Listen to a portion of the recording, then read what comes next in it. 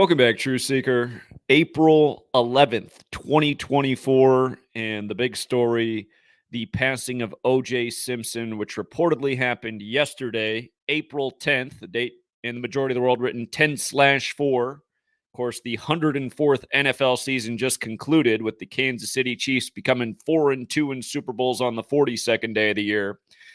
And we all know about 42 in the O.J. Simpson trial, at least in this community. Of course, Mark Furman was questioned on the stand if it was true that he had used the N-word 42 times in a single conversation.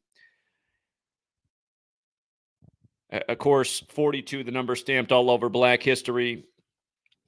Anyhow, if you're new here, this is GematriaEffectNews, and if you are here, consider yourself lucky because this is going to be the most important broadcast that's going to happen on YouTube, period, about the death of O.J. Simpson. Most of the broadcasts today are stuck on stupid. They're debating if he got away with murder, which has been the same conversation for 30 years since the trial began in 1994. And again, they said that was the trial of the century, which it wasn't. A much more important trial was going on at the same time, and almost no one knows about it. It was the one it was the one about Martin Luther King Jr.'s family, where it was ruled in that trial that, again, look into the MLK family trial going on at the same time as O.J. Simpson, which no one talks about. But it was ruled that Martin Luther King Jr. was killed by a government conspiracy by the judge. Now, what sounds more important to you as an American who has to pay taxes to a tyrannical government, that an actual conspiracy by the government to kill a civil rights leader? Does that sound more important, or a celebrity killed his wife, his ex-wife, and her boyfriend? I mean, one has almost no meaning on your life. The other one is you're having to pay taxes to a government that conspiratorially kills people. I mean, it's just a no-brainer. Yet, again, that's where we live in, the land of the brainless. And as I've educated about 1,000 times, as I wrote a book about, when black celebrities are killed, like here's the actual murder. O.J. Simpson was murdered. He didn't die from cancer. And did I not just warn about this at the start of Black History Month when Carl Weathers died at age 76, who also has the San Francisco connection like O.J.? Because remember, when Carl Weathers was dead and they were shaming Hootie and the Blowfish Singer and the 76 ritual and everything else they were doing, the headline emerged that O.J. was dying from cancer, which he quickly put out a statement and said it wasn't true. But I said, are we on the verge of seeing O.J. pass at age 76? Again, 76 is an important number to Black history. For example, it's not arbitrary that the federal government recognized Black History Month for the first time in 1976. It's a special number to Black history. It's also a special number to San Francisco, which is O.J. Simpson's hometown. Last April, I was pointing out how as I drove down to California to educate about Kobe's ritual murder, and when I drove back from California back up to Washington State where I am, I noticed how both ways on the freeway, it says 76 miles to San Francisco, whether you're headed north or south. They got to let you know you're 76 miles from San Francisco. And funny enough, this year, the 49ers are going to play O.J. Simpson's Buffalo Bills. Of course, O.J. played for the 49ers and the Bills. Of course, after the Bills left Buffalo for Orchard Park, the city of Buffalo fell apart. Big taxes in Buffalo, but even bigger potholes in the road should make you go, where's the money going? Anyway, 76, super special number, and you'll only see it if you know gematria. And if you don't know what gematria is, it's the Kabbalistic practice of coding numbers into words. It's well known in Hebrew. It's well known in ancient Greek, but it's not as well known in the English language. But you got to know about it in the English language, because once you learn the numerical code behind the English language, you see through the sick jokes that are played out on humanity every single day. Literally, not an exaggeration, a literal, factually proven statement. And I want to talk about two numbers that always come together. Again, this is something we've been talking about for years. I wrote a book in 2017 that talks about this. You see how the word slave equates to 59 and 76? For the record, slavery is 102. Like here we are on the 102nd day of the year, the day we learned about OJ's death at age 76. But slave, 59 when you run the alphabetic order forwards, meaning A is 1 up to Z is 26, meaning you turn the letters of the word slave into numbers based on the alphabetic order and add up those letters as numbers to get the value of 59. If you run the alphabetic order in reverse, Z is 1 back to A is 26, slave is 76 instead of 59. Notice the word Negro is 5976. Notice the word Rasta is Rasta is 5976. Blues music, 5976. But big pattern with this number, and it's biblical. Again, the most famous verses in the Bible about slavery are Ephesians 6, the verses 5 through 9. And then the next most notorious verse in the Bible about slavery is Acts 7:6. And keep in mind the nation's first black president, Obama. Renegade equals 59. That was his Secret Service name. Barack Obama equals 76. Acts 7:6. Acts is the 44th book of the Bible, going with Obama being number 44. But anyhow, about both these numbers. Of course, OJ's dead at 76, and he died 59 days after the last Super Bowl concluded on the 42nd day of the year. Again, in my book, Letters and Numbers. If you haven't read my book, Letters and Numbers, the 18th chapter of the book is about the killing and shaming of black celebrities by the numbers 59, 76, 42. This was the first ever Super Bowl on the 42nd day of the year. OJ's dead 59 days later. And again, it was the 104th NFL season, and he's dead on 10-4. Here, let me just go through every point about OJ's death by the numbers. So if you're new here, this is the alphabetic order forwards and backwards. There are 4 base ciphers, okay? The other 2 ciphers are just using numerology. And notice his full name, Orenthal James Simpson. You see the 114? That's when you run the alphabetic order in reverse with numerology. What day do we learn about his death? Today, the 11th day of the 4th month. The 84 stands out because, of course, this week began with the 8th day of the 4th month, and the big story was the eclipse that day through the United States of America. And what was the last major city it went through in the U.S.? It was Buffalo, OJ's most remembered football team. OJ's dead right after the eclipse that went through Buffalo on the 8th day of the 4th month. And if you're new here, that 84 is no slouch of a number. Again, it's a number that defines this nation. And OJ with the trial of the century, more like the distraction of the century that kept everyone from paying attention to the more important trial going on at the same time, the one about assassinating Martin Luther King Jr., who, by the way, was, check out the gematria of Martin Luther King Jr., just to make a point. Martin Luther King Jr., 114, okay? Same number. The OJ trial going on at the same time as the trial where it was ruled that he was killed by a government conspiracy. And if you're new here, of course, MLK, who assumed the name Martin Luther after the Protestant Reformation leader who wrote the 95 Theses. It goes with why MLK was killed on the 95th day of the year. But notice, in light of OJ being a San Francisco, California native, notice the gematria of San Francisco, California, 102. The news breaks on the 102nd day of the year. San Francisco alone has the 76. Dead at 76, news on the 102nd day of the year. Simple. We covered the slavery piece. For the record, his lawyer who said if the glove doesn't fit, you must acquit. Notice Johnny Cochran's birthday is 10-2, right? 10-2, a bit like 102, like slavery, like here we are on the 102nd day of the year. Johnny Cochran died at 67. That's a very fateful pattern with death. Of course, it's the reflection of 76. Something interesting. We've seen a lot of the number 192 this year. If you guys watch that here, just so you can see Barack Obama. Barack Obama, 76, right? His Secret Service name, Renegade. Renegade, 59. But he had that movie that got all the attention at the end of last year about the destruction of this nation, and it's called Leave the World Behind.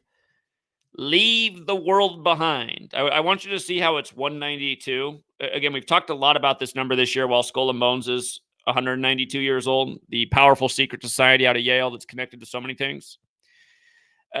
It matters that Leave the World Behind equals 192 because at the end of the film, you see the name Commodus on the wall, and Commodus is connected to the fall of Rome, and Commodus died in the year 192. But the thing about this is from Johnny Cochran's birthday anniversary to OJ's death is 192 days, and a big number with Skull and Bones is 76. And remember, they had their monuments up in Georgia, the Georgia Guidestones that were talked about depopulation. And then the last rule was be not a cancer on the earth. And then they came down on 7/6 on the 76th birthday of George W. Bush. And remember, his father was the 41st president, like Skull and Bones is 41. His father's birthday is June 12th, the day leaving 202 days left in the year, which is the day of the supposed O.J. Simpson murder that he got away with. And then again, the son's born 7/6.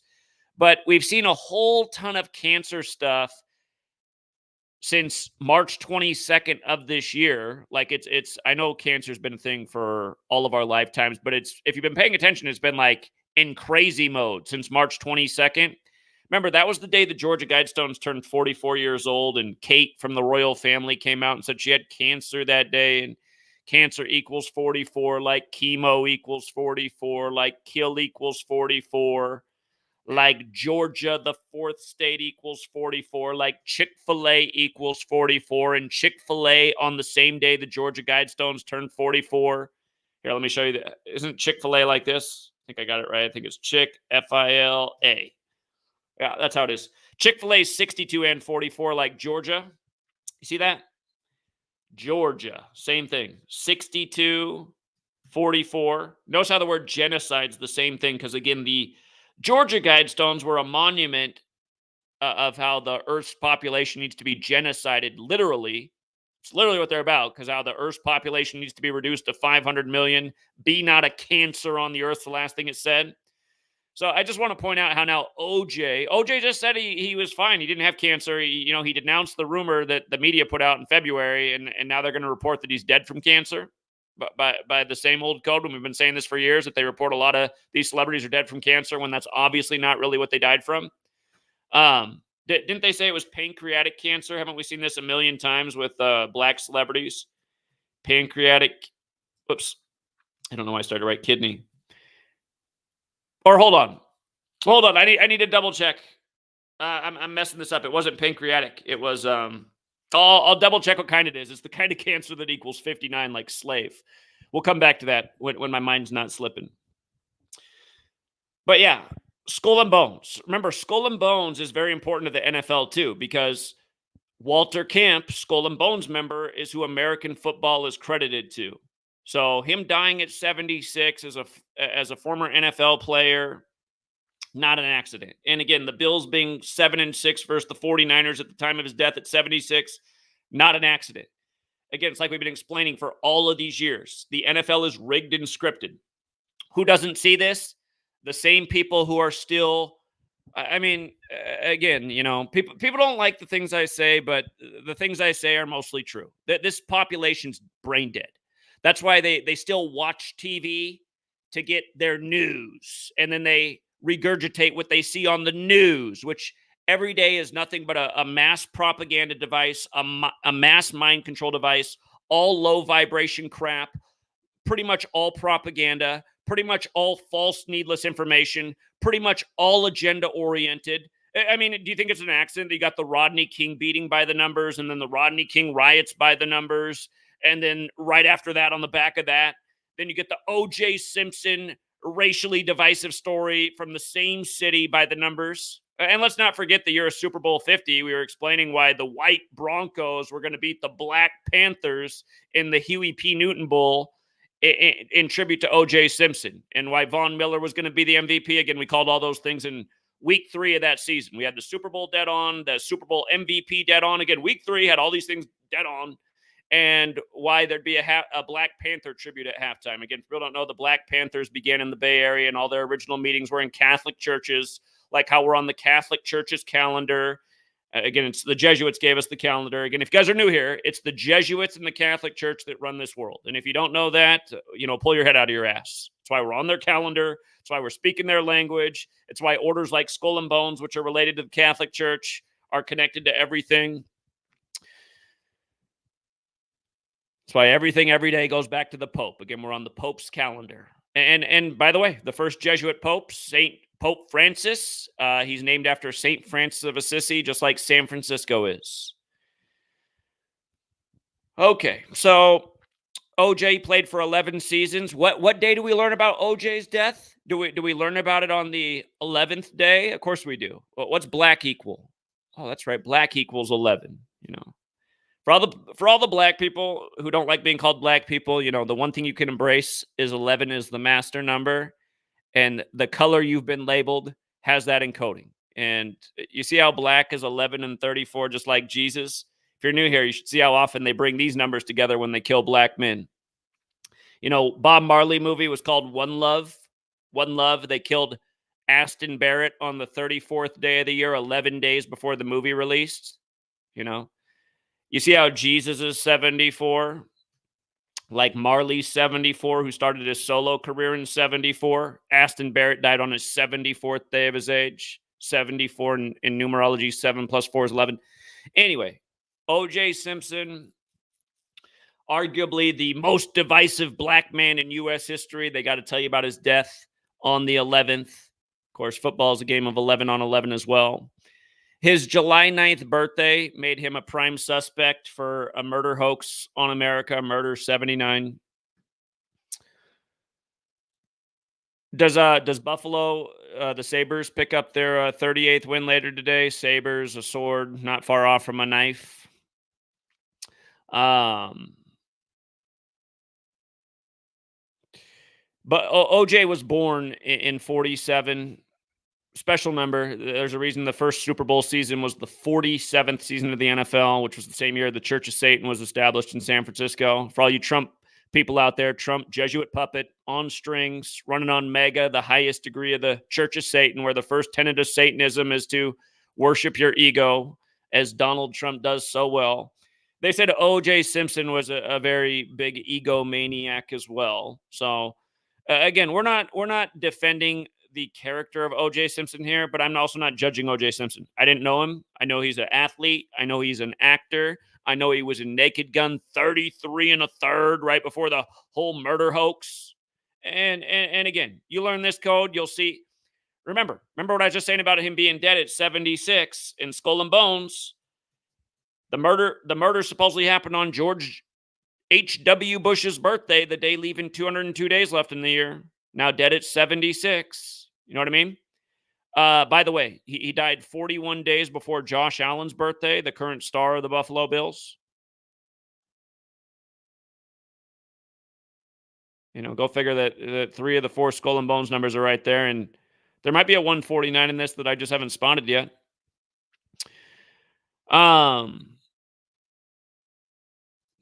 About 42 in black history. Orenthal has that gematria of 42. Just like Jackie, just like a million other famous black athletes, Muhammad Ali, LeBron James, and really a million more. But this was the first ever Super Bowl on the 42nd day of the year. It was on the Vatican's birthday. Remember the score of the game? It was 25-22. 25 was the winning score, 47 total points. The over-under for the game was 47.5. Vatican 25-47. Just to remind you who really runs the show. All roads lead to Rome. But yeah, the 42 thing. Missouri is where the Chiefs are, and the Chiefs became 4-2 in Super Bowls on the 42nd day of the year. They picked up their 24th playoff win all time in 2024. Got Mahomes' 89th win, which is the 24th prime. This is a typo. It should say slavery, not slaver. Another pattern that we talk about all the time with black shaming is 63. In my latest book, Number Games, which I don't have any more copies of because I haven't replaced it since I was out to Seattle when the bums, it wasn't the bums, it was the trolls. The trolls ran off with my books. If you guys missed our last trip out to Seattle, we had a guy try to set me on fire from behind. And then we had some of our property ran off with. But anyway, I lost all my books that day. I should just buy another one. Racism, 63. Today's 63 days from the anniversary of the murder scene. And that's really all the O.J. Simpson trial was about. You know, people just don't catch on. They don't catch on, despite the fact that we've been here for over a decade, spelling it all out, usually before it happens.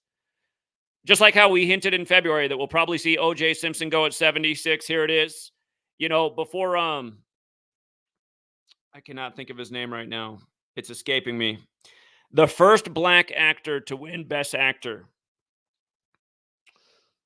We predicted why he would die at age 94 before the 94th Oscars, and then he did. And remember, his first film, here's why we made that prediction, for people who don't know.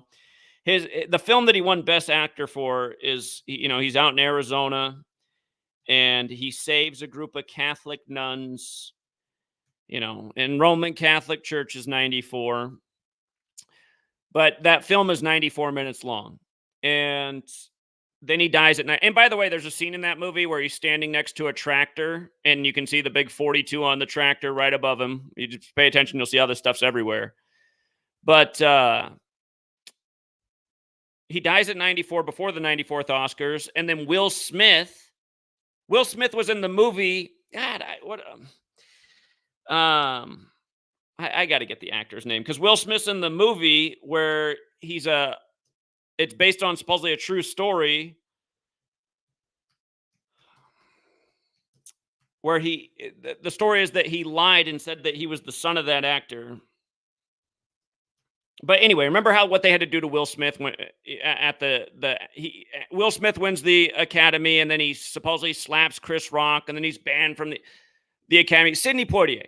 Will Smith's in that movie where he pretends to be the relative of Sidney Poitier, the son of Sidney Poitier. I forget exactly how it is, but that's also part of the joke.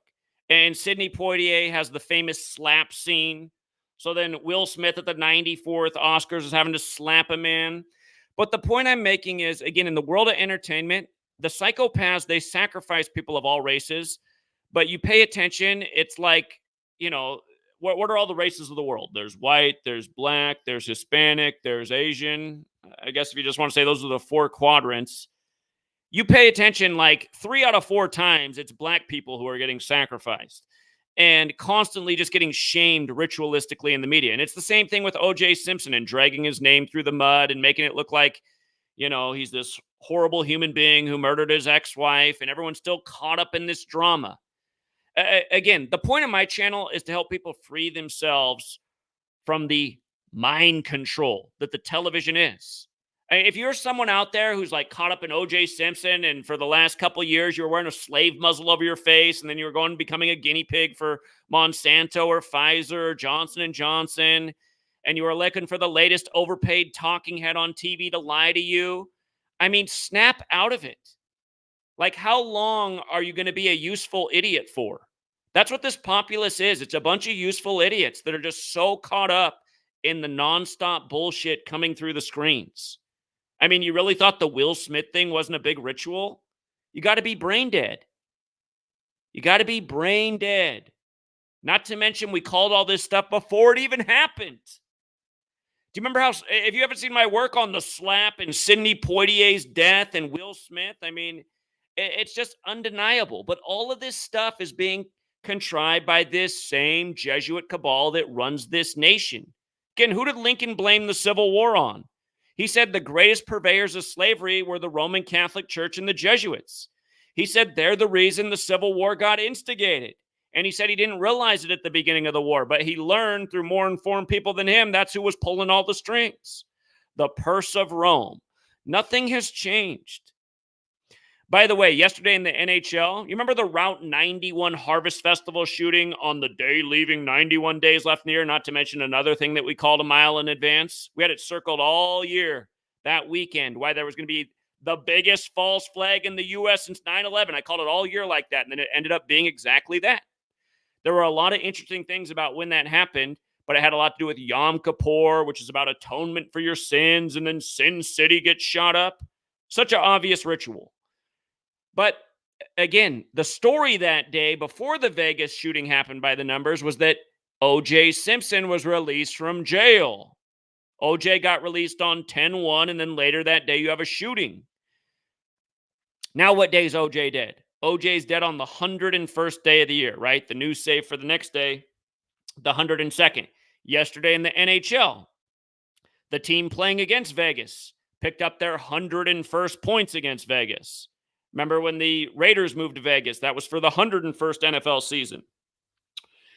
You start to pay attention, you start to see how sports are scripted, how news is scripted, how certain numbers are connected with cities, why rituals happen over and over in circles and cycles. So yeah, Orenthal James Simpson. You know, God, I was watching the news coverage of this, and they had to bring up in the news broadcast that one of the curious things about the day OJ was arrested is that he had a glass of orange juice with him. I mean, when you hear stuff like that, can't you just tell that you're being made fun of? The man known as the Juice because he was OJ. And when he got arrested, he just happened to have a glass of orange juice with him. Somehow I'd never heard that all these years, but I saw the news talk about that today, and I said, are you kidding me? Are you kidding me? Are you kidding me? It's like Supertramp with Breakfast in America, how their album was one of the many predicted programmings for 9/11. Breakfast in America. 9/11 happens at breakfast time. The cover of that album, the lady's holding up a glass of orange juice right in front of the World Trade Centers. Another topic. But, yeah, just, again, I mean, it's just a society stuck on stupid, man. Still emotionally invested in the O.J. Simpson murder trial. Oh, he got away with murder. How many people's live streams are like? There's this fat slob on YouTube called Vosh. I don't know why anyone watches this guy. He's got his camera all zoomed up. You can go see his big, fat, ugly face. Always talking a whole bunch of nonsense and bullshit. Today's got 10,000 people in his stream saying OJ's finally dead. How come YouTube allows that to happen? That sounds like a pretty evil headline. Who's rooting for anyone's death? I get my shit taken down for pointing out facts. I get the whole channel deleted for calling January 6th before it happens dead on the money. Lose a whole channel over it for supposed medical misinformation. Doesn't even make sense. But some big, fat, ugly slob can have 10,000 people watching his live stream cheering for the death of O.J. Simpson, an actor on the world stage.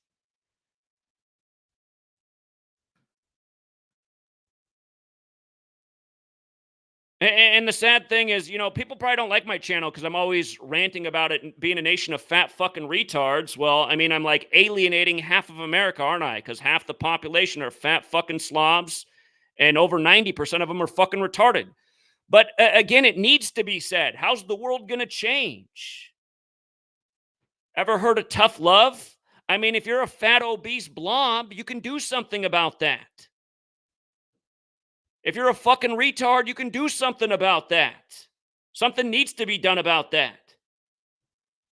I'm watching this ESPN commercial, or I'm hearing in the background every second, guys singing about shooting shots like 2K. Every time I hear it, like another hair turns gray. I'm like, see, that's what's wrong with the nation.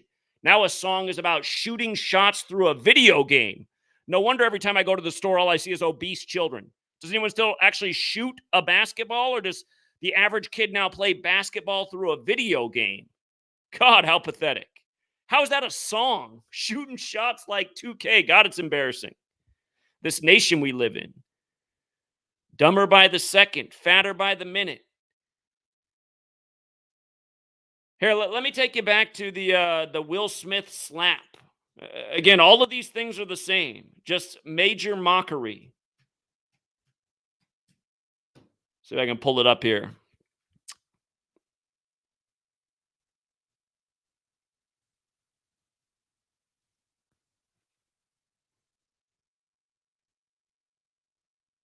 I think this is the right post. I just want you to see how perfectly synced this was with Sidney Poitier's death.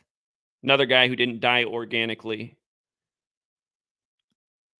Rock got slapped 48 days after his birthday. for the G.I. Jane 2 joke, for the record. Hollywood and Illuminati, 48. That's why they always got all the predictive programming. It was 191 days after Jada Pinkett's birthday. Big number for the Society of Jesus. Diddy, that's right. Diddy was speaking out about it. And now we see, just like we said, watch how bad it's going to be for Diddy at age 54. Just like how it was for R. Kelly at 54. And he's literally got the same lawyer that prosecuted Diddy prosecuting him. And she's from Georgetown, which was established by 54-year-old John Carroll. But hold on. Where's the Sidney Poitier piece? I have several posts on this, so it's possible it's in it. Oh, yeah. Juwan Howard had just slapped a dude, and people compared Juwan Howard and Chris Rock.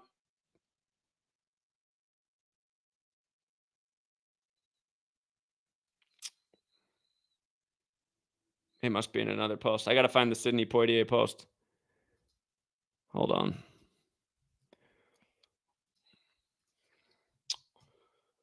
Sidney Poitier. Let's see. Here we go, right here.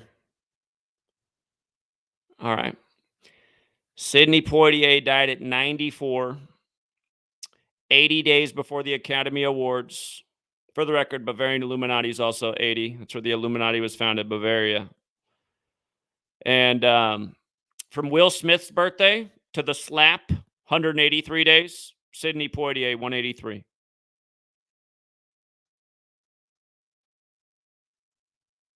Roman Catholic Church, 104. Hey, what day did OJ die? Didn't he die on 10/4?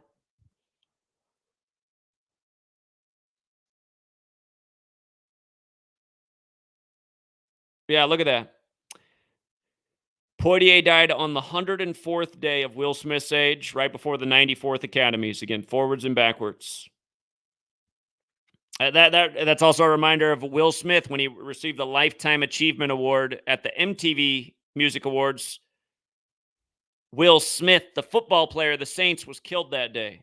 And if you go back to that, when Will Smith won the award at the MTV Movie Awards, the color theme was gold and black that year, just like the Saints. Can't get more Catholic than the Saints. But yeah, there's a gazillion examples like this of just how perfectly planned all of these rituals are. You could also say Sidney Poitier died 103 days after Will Smith's birthday. Best Actor, 103.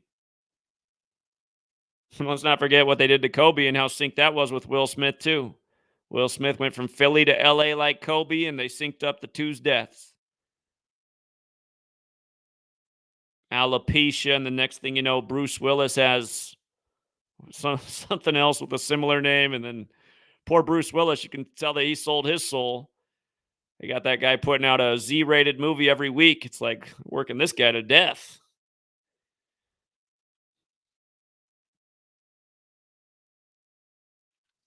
But yeah, OJ to Will Smith, the Sidney Poitier, you got the same number code on everything because it's the same Catholic Jesuit ritual running the show all over the place.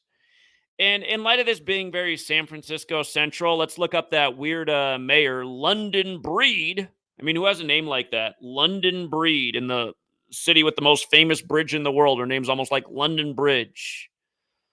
My London Breed, you have some nice broad shoulders. She has a chin that could rival most male boxers. She just happens to be 49 years old right now as OJ kicks the bucket. I'm sure that's a coincidence. If you've never seen my work on San Francisco on August 11th and why that number is so important to that city, like why they opened Alcatraz on that day and a number of other things, you should check that out. She's got the August 11th birthday. Let's see. Let's see how it lines up with old London Breed. She died 243 days after London Breed's birthday. That's the CIA number, we call it. And dead 123 days before her upcoming birthday. That's the conspiracy number. It was also meaning the death was announced 122 days before her birthday. That's important because San Francisco is on the 122nd meridian. And San Francisco equals 122. You see how San Francisco is also 202-76? Again, going with the OJ murder scene on the 200-day, leaving 202 days left in the year, June 12th. But the 122-50, it goes with the Satanic Church being founded in San Francisco. Satanic's 122-50. Satanic's also 67, like Johnny Cochran's age of death. Let's look at Jesuit scumbag Gavin Newsom real quick. His birthday October 10th. He's 56 years old right now. I know everything about that scumbag. Hold on. See how it lines up with Slick Willie. 182 days for his birthday, 26 weeks. So that means from his last birthday to OJ's death would have been 183 days.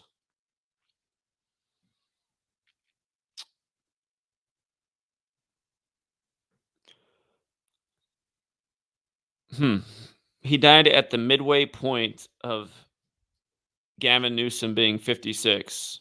Death was 183 days after, 183 days before.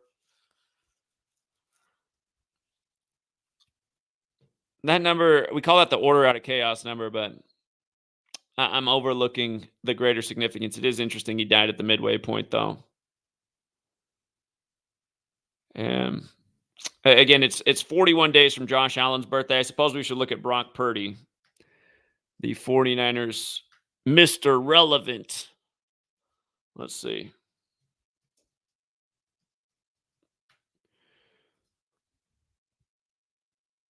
Brock Purdy.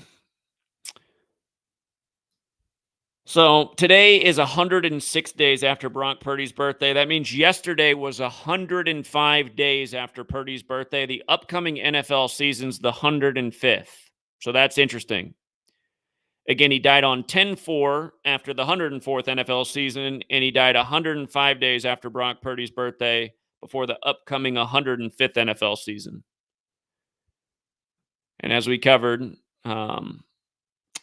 OJ, he played for the Niners and the Bills, and he's dead at 76, and they're going to play each other in the upcoming year. And I guarantee you, the day they play, it's going to be a ritual paying tribute to OJ's death. No doubt about it. The day the game's scheduled for, once they announce it, it'll probably just be one of the numbers we already discussed, X amount of days from his death to the game. Like, yeah, there it is again. There it is again. So, and again, the reason all these things line up day after day is because they're all scripted. They're planned. They're planned long in advance. All right. We got some callers on the line. I'm going to switch over the audio setting here so we can hear the callers. My audio quality is going to drop down. I'm going to sound a little bit more clear. All right, that's the new audio sound, but it's going to pick up the callers much better. If you guys want to phone into this call board, the line is open, and first up is 352. 352, you're on.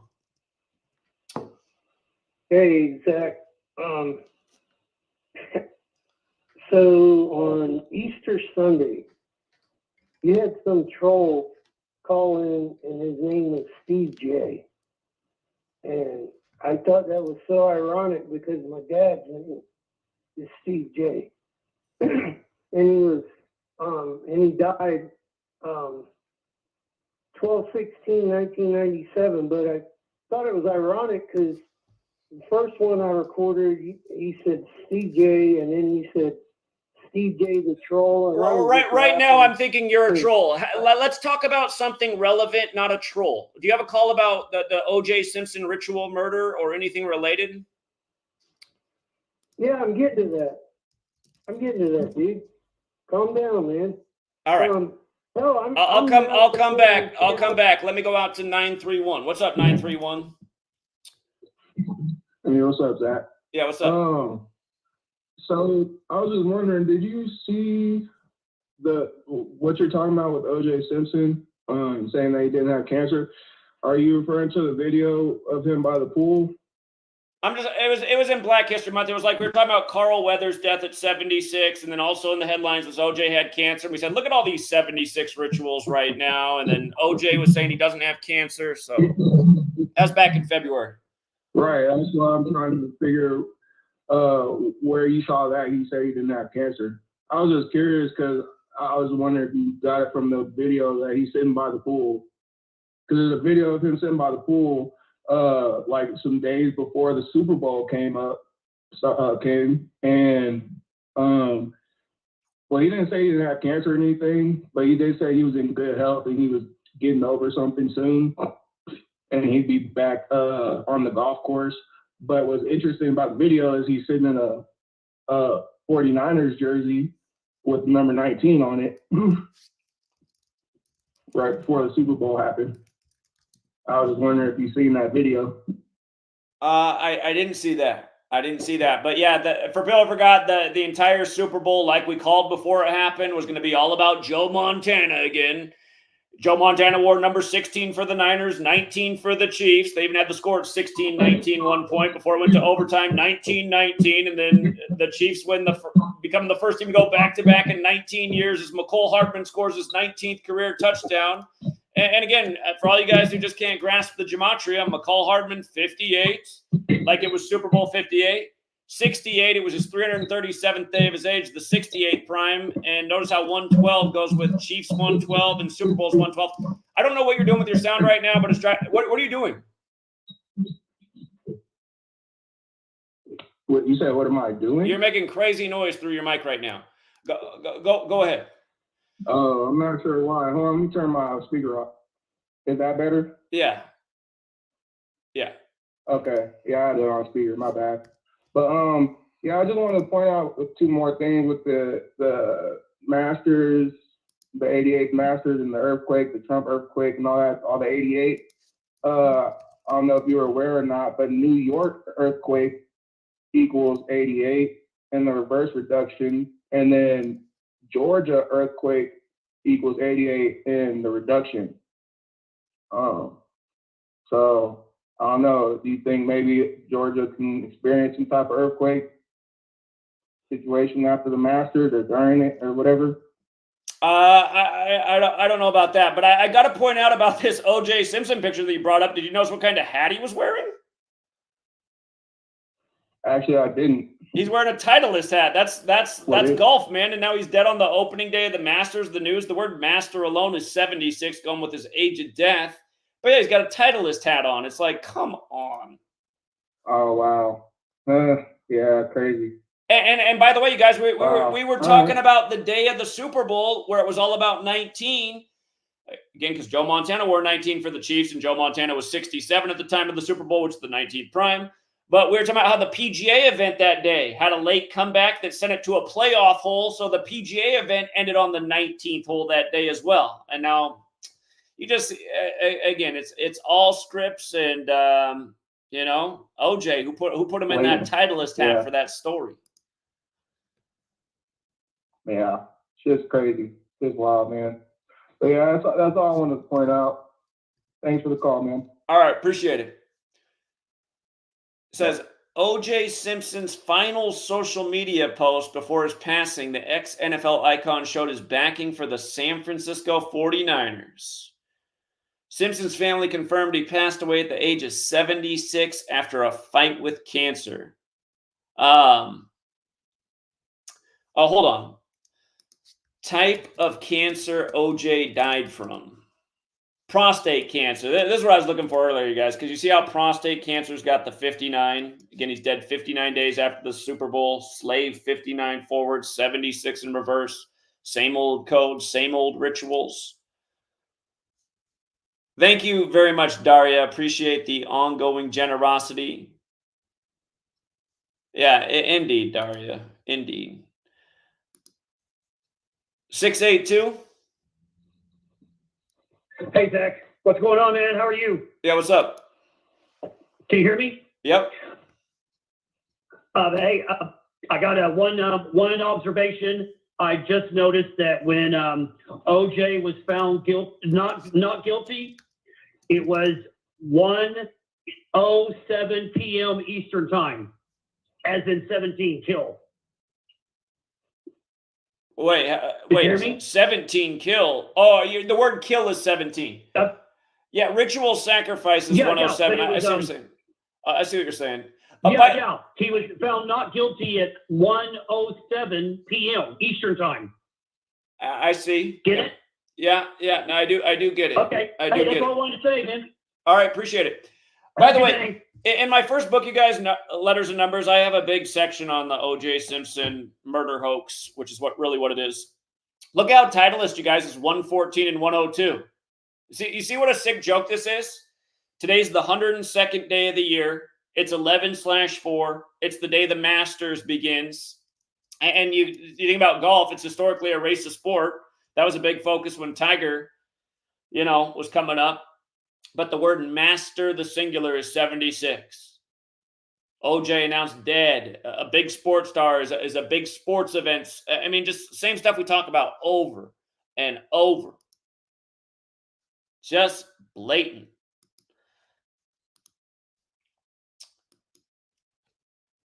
$971.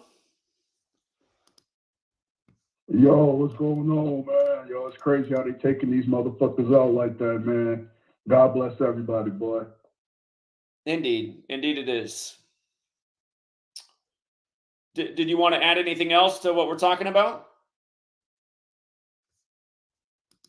I guess he was just in and out of here. You just want to say that. All right, appreciate it. Shout out to Open Up. Open Up points out that it's true. Today's date numerology, the day this is announced, has 59 date numerology. And again, he died 59 days after the Super Bowl on the 277th day of his age, which is the 59th prime.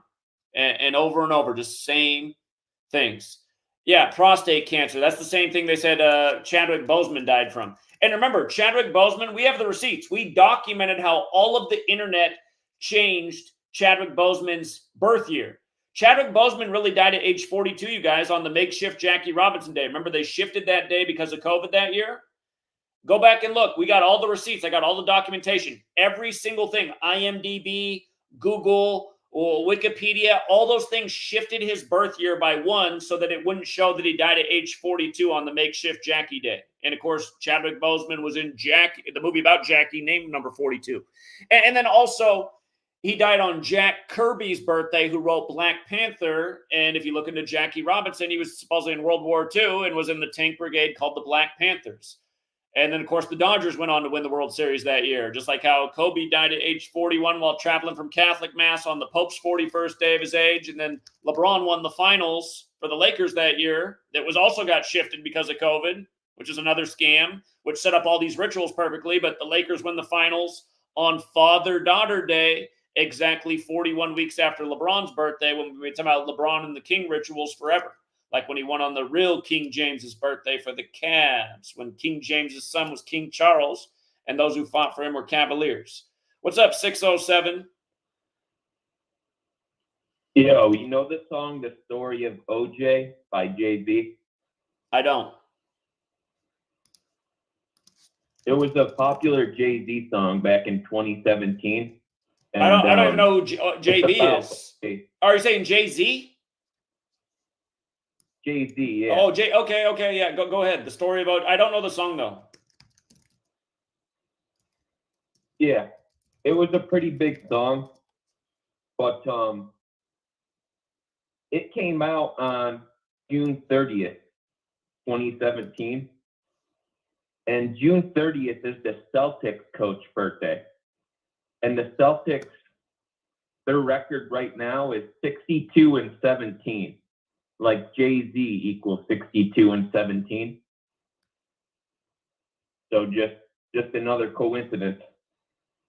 Okay. All right. Appreciate that observation. Yeah.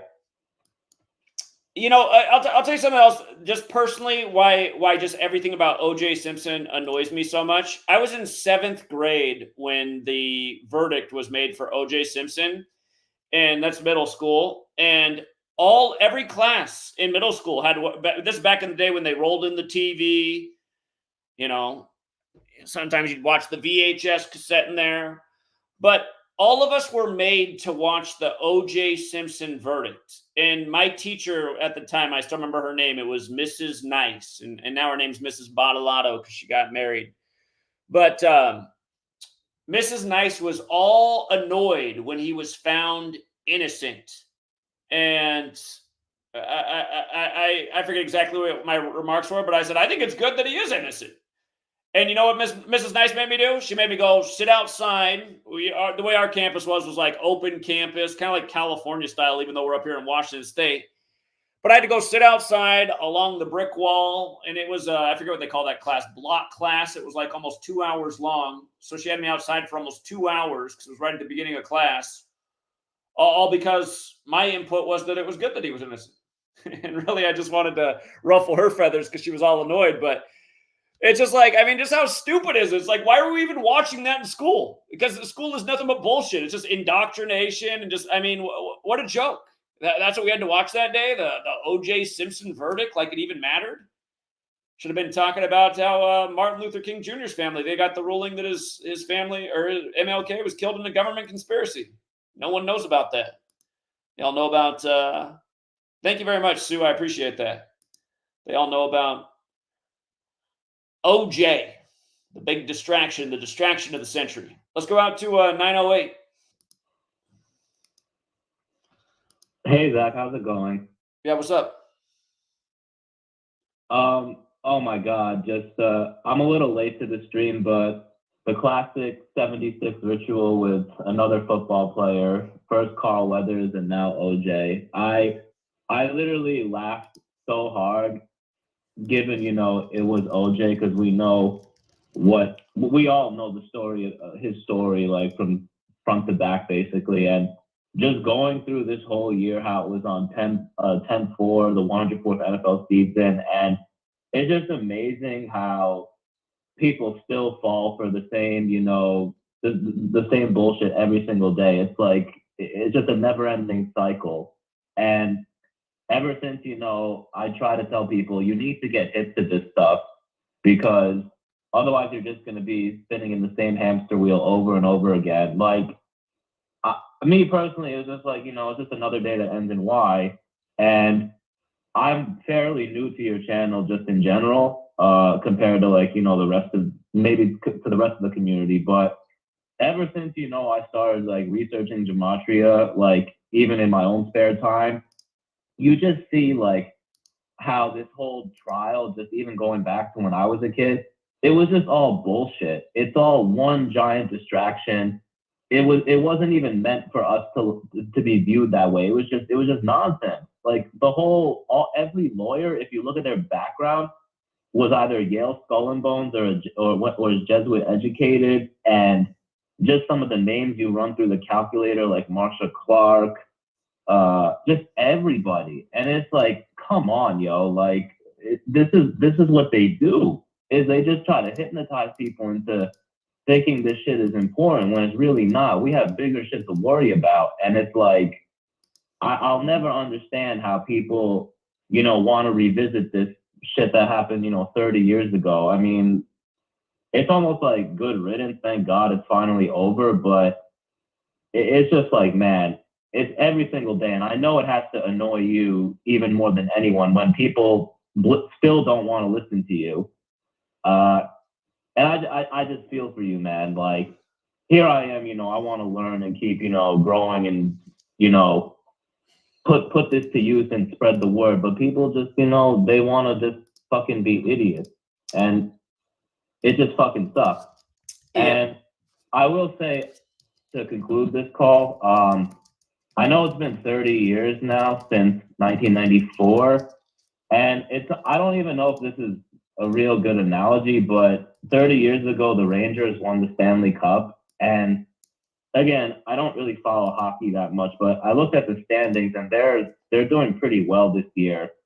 I'm curious to know if this OJ death could be connected to that, because if they're trying to mimic, everything that happened back then. But I just found that, the timing interesting, because they tend to put these, they put the numbers together. I haven't done too much extensive research on that. And also, if you look at the guy who drove OJ back to his house during the Bronco chase, it was his high school teammate / college teammate, I think. His name is AC Cowling.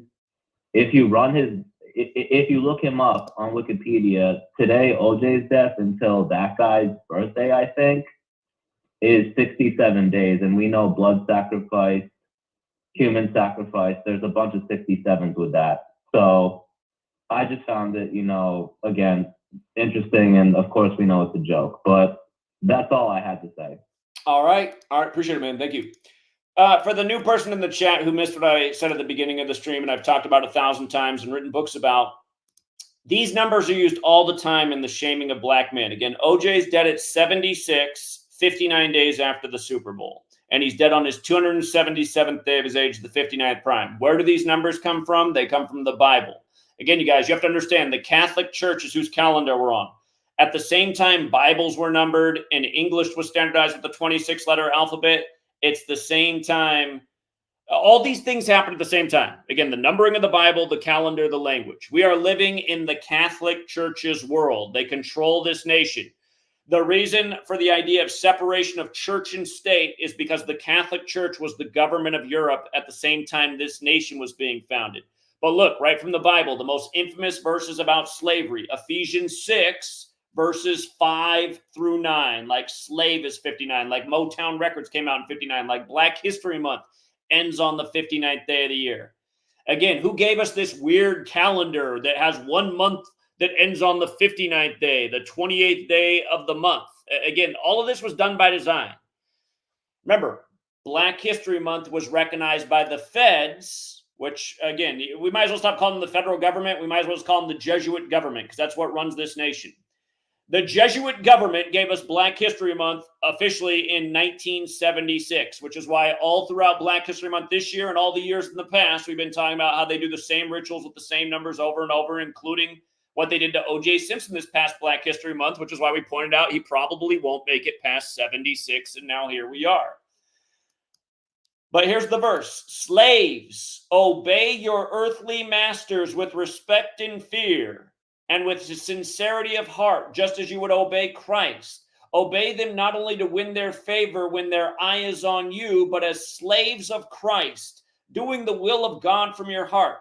Serve wholeheartedly as if you were serving the Lord, not people, because you know that the Lord will reward each one for whatever good they do, whether they are slave or free. And masters. Remember, the word master equals 76, and here we are on the opening day of the Masters, when the last time you saw OJ in a social media post was him wearing his Titleist hat, big golf company, and now it's 11/4, the 102nd day of the year, and he's dead. You can't see it. And masters, treat your slaves in the same way. Do not threaten them, since you know that he who is both their master and yours in heaven, and there is no favoritism with him. You know? See if I can pull up that O.J. Simpson photo we just had up. Where did it go? Here, one more time. One more time. Here's O.J. Simpson's last social media post.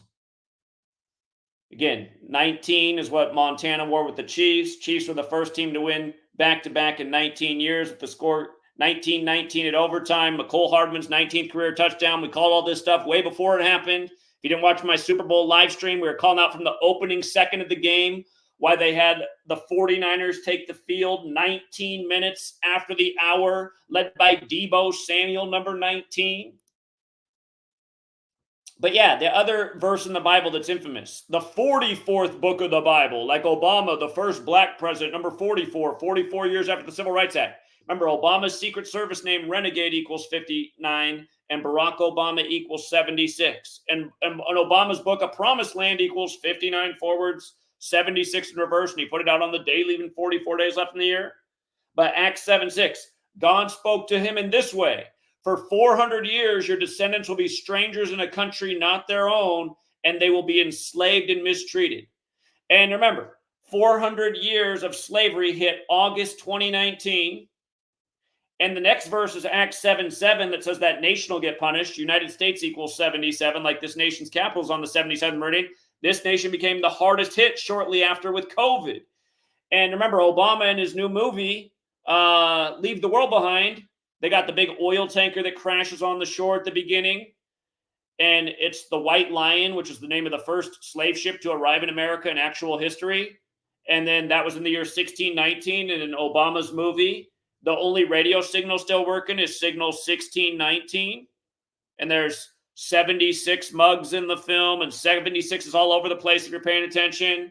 And then remember when our cell phones went down for that day and all the media drew parallels to Obama's movie? Funny enough, that was 76 days after the movie premiered on Netflix on December 8th. Again, guys, this is how they do it. They put their clues down. This isn't an accident, you guys. It's not an accident that the last social media post by O.J. Simpson is the day of the Super Bowl, and then he's dead 59 days later at 76, the day the Masters begins. Titleist, 11/4, today, the 102nd day of the year. Master 76, Slavery 102. The American Civil War began on the 102nd day of the year. Let's go out to 216. Oh. 216, Cleveland. Yo, Zach, can you hear me? Yeah, what's up? Yo, Zach, okay, hold on. I'm at work, man, so let me drop my 2 cents in real quick. I don't know whether you remember, but this was like right before the Super Bowl, man. I had called in on one of the live streams, one of the Patreon live streams. I was mentioning how O.J. Simpson was a weekly guest on the show with Mace and Cameron called It Is What It Is. You know, it's like a sports show that they have, you know, the rappers, you know, for those who don't know, the rappers, Mace and Cameron, they have a show that they talk about sports. It's been on YouTube for about a year or so right now. But they used to have OJ on as the, you know, NFL sports analyst. And I can't remember the whole decode I had back then when I called in, but I did notice, though, is that It Is What It Is, which is the name of the show, comes to 58. And we just concluded Super Bowl 58. And I noticed in the title of the video you got going on right now, 104th in the NFL season, he died on 4/10 or 10/4. You know, so it just all adds up, man. It just all adds up. And you know what? It's crazy about this because, right, I was talking to my ex on the phone today.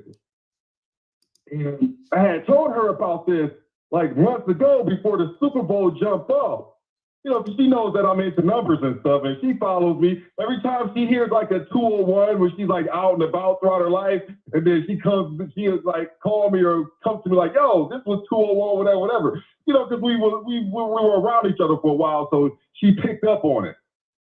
So, you know, when I was talking to her earlier today on the phone, and, you know, she's like, oh, man, you know, O.J. Simpson just died. And she started saying, oh, like, you caught this. Like, I remember you was telling me something about O.J. And I was like, yeah, you're right. You know, because the decode I had did back then right before the Super Bowl, because I knew San Francisco was in the Super Bowl. I'm like, okay, O.J. has to have, like, some type of connection to this. And, I was watching the show, you know, the It Is What It Is show with Mason Cameron. And I'm like, okay, well, something definitely is up with this. You know, there's no way that O.J. just miraculously, like, back in the media, like on this show, without there being like some type of numerical connection. But when I was talking to my ex today, man, yeah, she was like, yeah, O.J. died. She was the one who told me.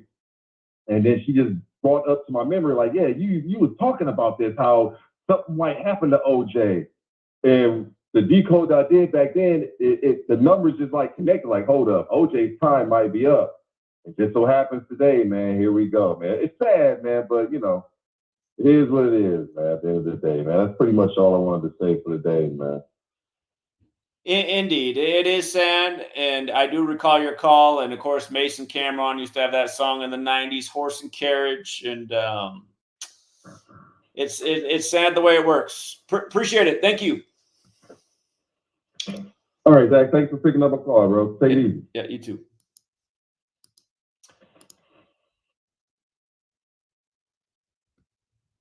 480, you're on. Hello? Hello. Hey, Zach. This is about, hello? Hello. About OJ and the 91 shoot, the Vegas shooting. So this weekend, like, I had a dream about this, and then there's Country Thunder going on this year, and or like right now in Arizona, And on Saturday is like Jelly Roll, which is 10, like is 104, is the 104th day of the year. So I like looked up like who was the headliner on Saturday, because which is like Jelly Roll, and so his birthday is 12/4. And his full name, and then Jason, his birthday to if you can type this in the calculator. I'm not like buying anything right now. I'm at work, and I had all my paperwork, and I forgot it at home because I like thought you were gonna talk about today. And then that was OJ dying, you know, like and how they said his thing like right before the 91, the shooting in Vegas, and now he died right now. But Country Thunder this year is on the 104th day of the year, and him and Jason Aldean's like birthdays, if you type them in. And Jason Aldean's 2/28. And he also changed like how he spelled his middle name, or how he spelled Aldean, which is his middle name. His name is Jason Aldean Williams. But he changed the middle of his last name, or his middle name, to the spelling Aldine to Aldean, or vice versa, one of them. But now it equals 201 and 33 and something else on there. But I think it's something like really like look into, because if you like punch it on the calculator, all these numbers are like showing up for like a mass shooting, and it could happen like Country Thunder, because I normally go to it every year, but you know now my son's going because I'm like getting older and stuff, and I didn't go this year, but it always like piles up. And and also Jason Aldean's first festival after the shooting in Vegas was here in Arizona at Country Thunder. He like did another concert in like Oklahoma or something like that, but his first one. And I remember it because they had so many cops here, like they're all standing in like on towers and stuff, like guarding, like in case there was a shooting to go off. You know, it was like really weird when that happened. Whenever he came to Country Thunder, and that was his first country festival after the shooting in Vegas, was here in Arizona. So I don't know if you can, you know, like look into that more, but there's a whole bunch of stuff going into. Oh, and it's highway. So that was the 91 shooting. This is off of Highway 79. This one here. So it's just a lot of there's just a lot of things together on there. But it like kind of scares me too, because my son's there. He just turned 19 on 3/25, and on Saturday it's gonna be 19 days after his 19th birthday. Okay. All right. Appreciate the call, caller. Thank you. I'm sure your son's fine. Don't get carried away. You can like hear the hysteria in their voice. For the person named O in the chat, I just like literally responded to your question and laid out the 59 and the 76 and the Bible and the historical significance. I mean, are you listening? I see the person is there. Well, what does it mean? I just explained it all to you. Like, some of you guys are so busy in the chat and typing, you're not even listening. Stop typing and listen. Maybe then you'll have the answer to your question. Try reading my books too. You know, I've laid it all out in 2 books. 716. Hey, thank you for taking my call, by the way. You called it out when you went to Buffalo. We were in Buffalo. Yeah, you came to Buffalo and you said exactly what was going to happen during the top shooting. And you spoke to the people and you warned us what was going to happen, and it did. And then, can you pause real quick? I'm glad you brought it up. I did go out to Buffalo after the top shooting, and I explained how they synced that thing up with OJ's 74th birthday, because the shooting happened on the 74th birthday of Israel while OJ was 74 years old.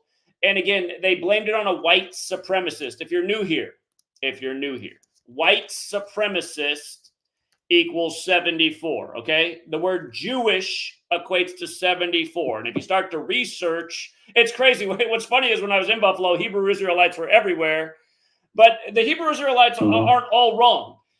The identity of who the true Hebrews are in the Bible has been stolen, and those people look like the Hebrew Israelites and like OJ. And that's why they had to have a white supremacist shooting in a black neighborhood synced up with OJ at age 74 on Israel's 74th birthday, because that same neighborhood is just down the street from where the Bills' old stadium used to be. And that neighborhood fell apart after they pulled the Bills out of town. But it sounds like you were out there when, are you from Buffalo? yes, sir. Okay, I'm going to shut up now, but thanks for bringing that up, because that's a good point. You go ahead now. Thank you. And I called you before about, the NFL being rigged as opposed to it being a production, and I was actually in agreement with you. I wasn't trying to be rude or disrespectful. I follow everything you say, and I agree everything you say. My question is, a couple of questions. I thought Daryl Tiley was going to be next because of the news about Daryl Tiley struggling and all that rigmarole that. Hold on. Hold on. I didn't catch the name you just said. You thought who was going to be next? Daryl Tiley, the linebacker. That name's familiar in my mind, but I got to pull it up here. Daryl Tiley. He's the linebacker that wore the Spider-Man. He's a 90s player, during the four falls of Buffalo during the Super Bowl years. Daryl Tiley, number 56. Yep. Okay, I'm listening. Go ahead. And there was news that he wasn't doing good, and I was like, oh, here we go. And then Jim Kelly wasn't doing well with the cancer, and then Mark Levy. So I'm like, what else is? So my question is there going to be implications of the Bills, this narrative of the Bills doing good? Josh Allen with his fakeness.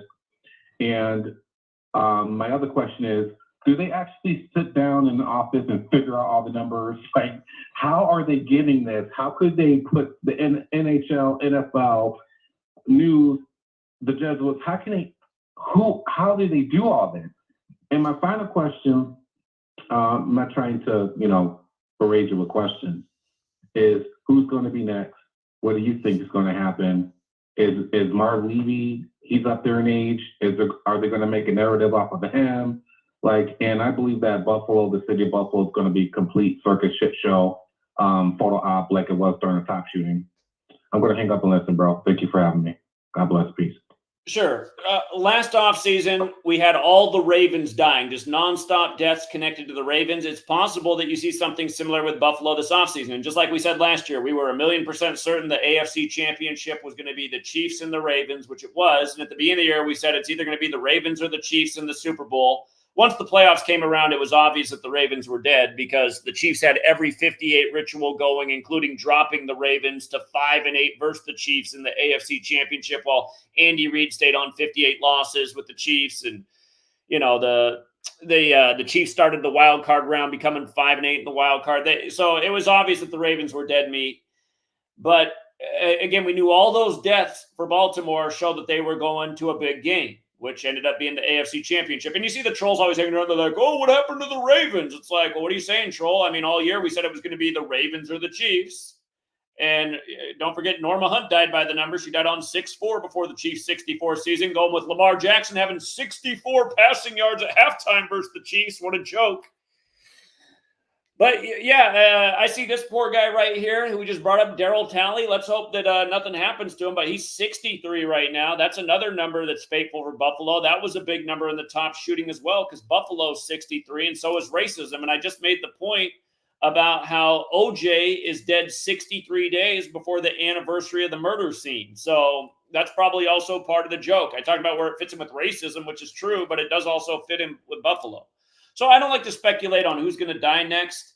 I mean, we've done that in the past. Sadly, we saw Prince's death before it happened. Again, Prince died on 4/21, the Queen's birthday, when he had the hit song, I Would Die For You, number 4, letter U. Used the 21st letter. He dies on 4/21.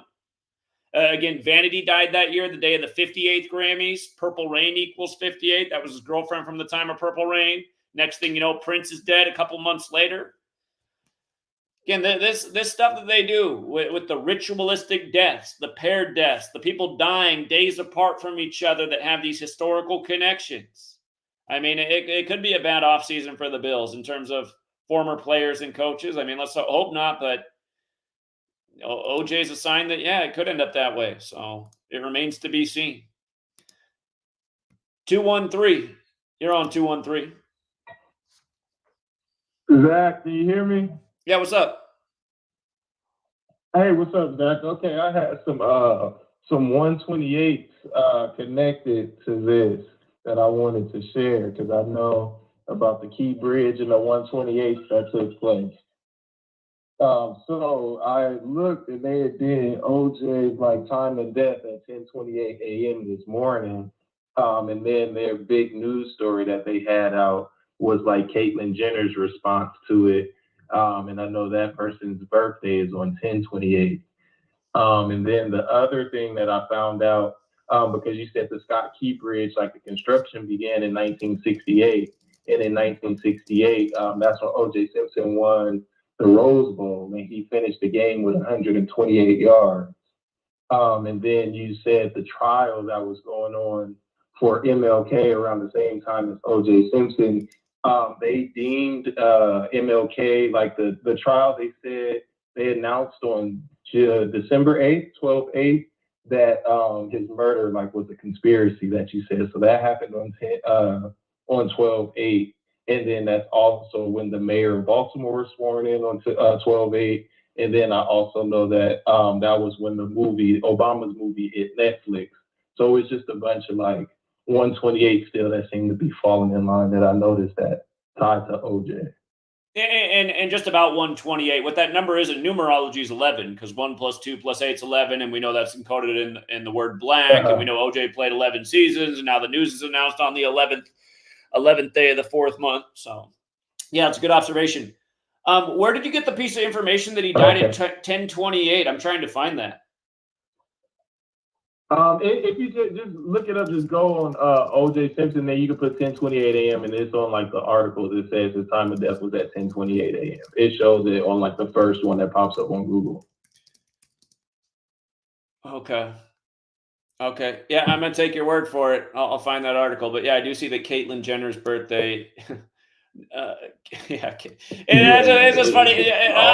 Like Caitlyn Jenner. What like another joke. Oh, okay. Yeah, that's interesting. All right. I'll look more into it. But yeah, great observations. I appreciate it. Yes, sir. Appreciate you.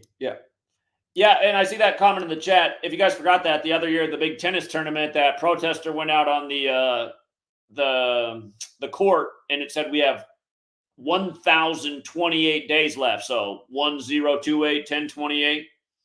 You guys missed our work on what they just did with the Key Bridge. You guys missed the Key Bridge work? Again, the whole world should know about what we exposed about the Key Bridge. I mean, just so many things. But it came down on the 86th day of the year. It got 86th on the 86th day of the year when Key Bridge equals 86. And it was exactly 86 weeks after Nancy Pelosi shook hands with the leader of Singapore on Francis Scott Key's birthday. And then the Singaporean ship takes it down. And then, of course, it came down at 1:28 a.m. and bridge collapse equals 1:28. And it came down 128 days before Francis Scott Key's birthday anniversary, August 1st. And then they had Amy Klobuchar from Minnesota on TV all day talking about their bridge collapse, which happened on Francis Scott Key's birthday. I mean, just major ritualism. And again, why would they take down a bridge? Well, did you see how much money they now got from the taxpayers because of that? We're going to pay billions of more dollars to the government that's going to get shipped off to certain contractors that's going to make them really wealthy while we pay for it, plus interest to the bankers who also make money. And did the bridge need to come down? Did there need to be billions of more dollars from the taxpayers that are going to make certain people rich? People ask these questions like, why would they do it? Because it's called stealing from the people, ritualistically. That's why. That's what's been going on this whole time in this nation. Anyway, let's go out to 908. What's up, 908? Hey, Zach. So I had two observations. So I don't know. I didn't get to that part of your book yet. I do have it. I didn't see what you wrote about OJ. So I don't know if you're aware, one of his kids died by drowning. This was way back in the day. It was his daughter. Her name was Erin Simpson, Aaren, and she has Jesuit order in 3 of the 4 ciphers. So that was number one. Number two. Actually, I should ask before I go to the second question. Did you write or have you ever covered her death? And do you think it was a sacrifice for after his NFL career, maybe to pay in blood for getting famous and stuff? I don't know. Do you think it was, or do I think what was what? His daughter? his youngest daughter died. I don't even think she was 1 year old. But he blamed his first wife on the death of his daughter, but it happened in Well, look at it. It 1979. died. The daughter died in 79. Like his birthday is 79. Like murder's 79. Yeah, I've actually never looked into this before, but I mean, yeah, we've seen this a bunch in the world of celebrity when a child dies. You know, it even happened to JFK. JFK's child died right before his assassination on the day, leaving 144 days left in the air. And the next thing you know, he's dead 144 days to meet with the Pope. And the next thing you know, RFK's dead at 1:44 in the morning. And the next thing you know, RFK Jr. is running for president 144 days after the Superior General's birthday when Jesuit orders 144. So, you know, I'm sure it wasn't an accident.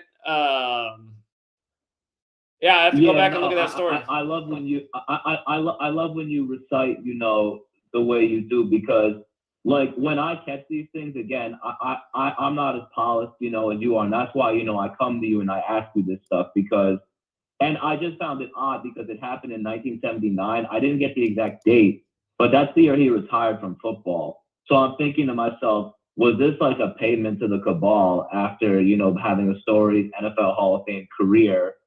And it just blew my mind. I was like, holy shit, like this is fucking unbelievable. And so thank you again for that answer. The second observation I had, so I don't know if you discussed this at any point in the video, but given we just had the solar eclipse on Monday, I noticed that O.J. Simpson went to Galileo High School in California. And I think Galileo, if I'm not mistaken, he championed heliocentrism, right? Because like the planets revolve around the sun and not the Earth, and like the Church opposed it and shit. I don't know the full history behind it, but it just blew my mind that he went to that high school of all places. And if you take his death day of 4/10, I believe it was, from Galileo's birthday, it's 55 days, I think. Here, hold on. Let's just rewind to the first thing you asked because I just looked into it. So, O.J. Simpson's child died his last year in the NFL, where he played with the 49ers. I'll give you one guess for what day of O.J. Simpson's age he was on when his child died while he was playing with the 49ers.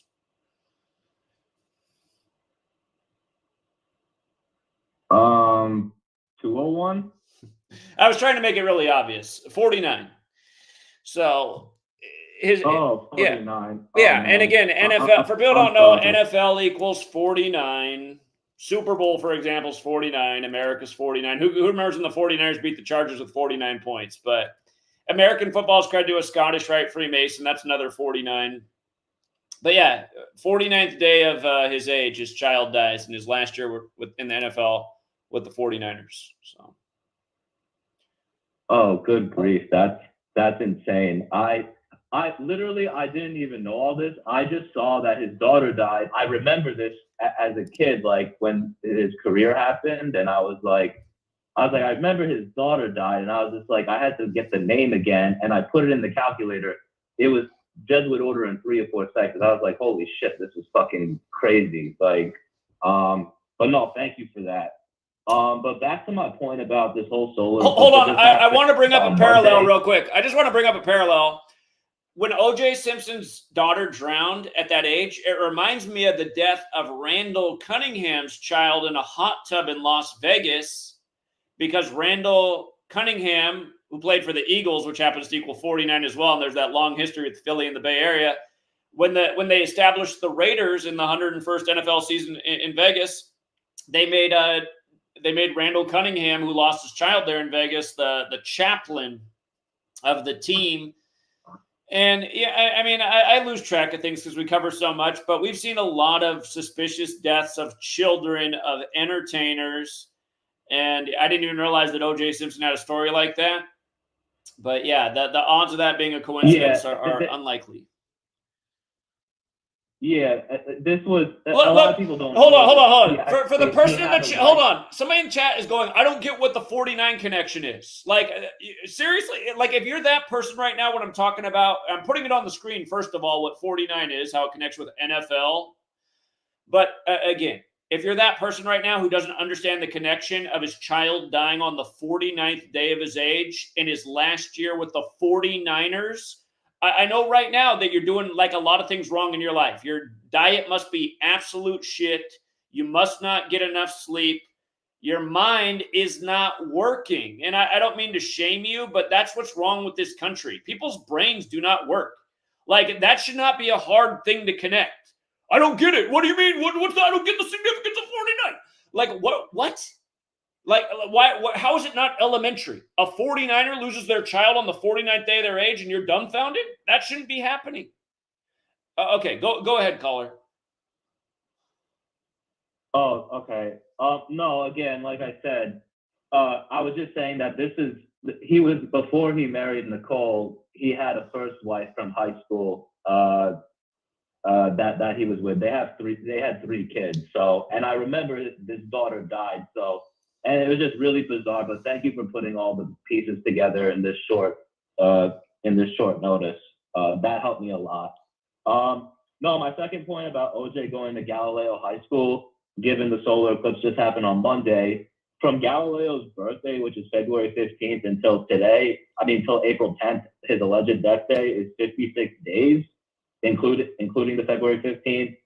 We know 56 is the Society of Jesus. And then from January 8th until today, which is when he died, I believe that's an additional 15. I'm sorry, I can't do the math right now, but there was significance to this that I caught. It's okay. We have a lot of people on hold, and you've already called in once. So anyway, we'll save it for next time, man. But I appreciate it. Yeah, thank you. Appreciate it. Yeah, later. Yeah, try to only call in once, you guys. There's a lot of people trying to get in. 407, what's up, 407? Hey, Zach, how you doing? Yeah, what's up? Can you? Oh, great. Hey, I'm sure it's all over the news. I don't watch mainstream, but God, I grew up a little bit older than you, so OJ was prime time from me as a child. But people are going to forget what an incredible player he was. Number one, number two. Besides Jim Brown, who was in the movies, OJ was the Michael Jordan of his time with the commercials. By the way, hold on.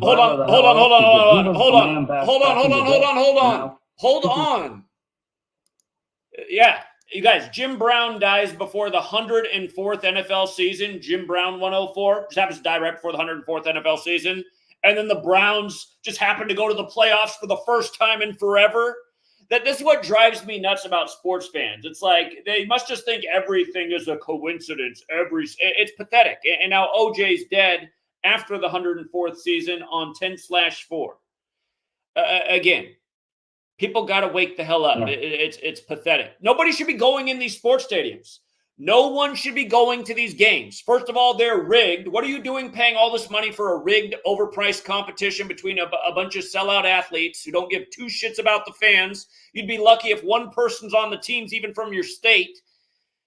And then to realize they're ritually sacrificing people. Like, I still see people in this community go, like, post on their social media that they're at the game. I'm like, really? You're going to the game when you're aware of what's going on? That makes you part of the problem. Anyway, go ahead. No, you're completely right. Completely right. I mean,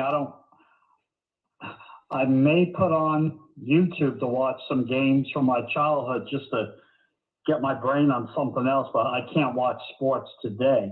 We've had that conversation in the past, but real quick, I think I have your book. I don't think it was in there. Or maybe I missed it or I forgot. What really do you think was the whole thing about the murders, 30 years ago? Was that a complete story? Any reality there?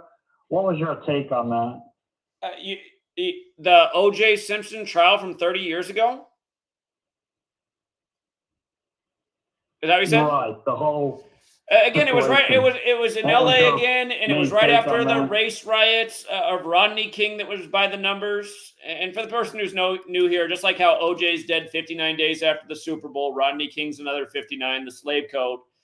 But yeah, it's just all racially divisive crap, and everyone was so. I mean, that's how everyone felt about the trial. Like white people were mad that he was innocent, and black people were like, finally, a black person gets a break in court. I mean, that was pretty much the cliff notes of the whole O.J. Simpson thing. Just more racially divisive crap right after O.J. Simpson. And by the way, about him being dead 30 years after that trial, again, slavery equals 30. It also equals 102, like we get the news on the 102nd day of the year. And then slavery is also 42, like Orenthal. And again, it's not an accident he's dead 30 years later, because you know what? I was talking about that fat slob who's doing a stream today, like who's got 10,000 people watching, saying like, this is justice finally. No, it's not.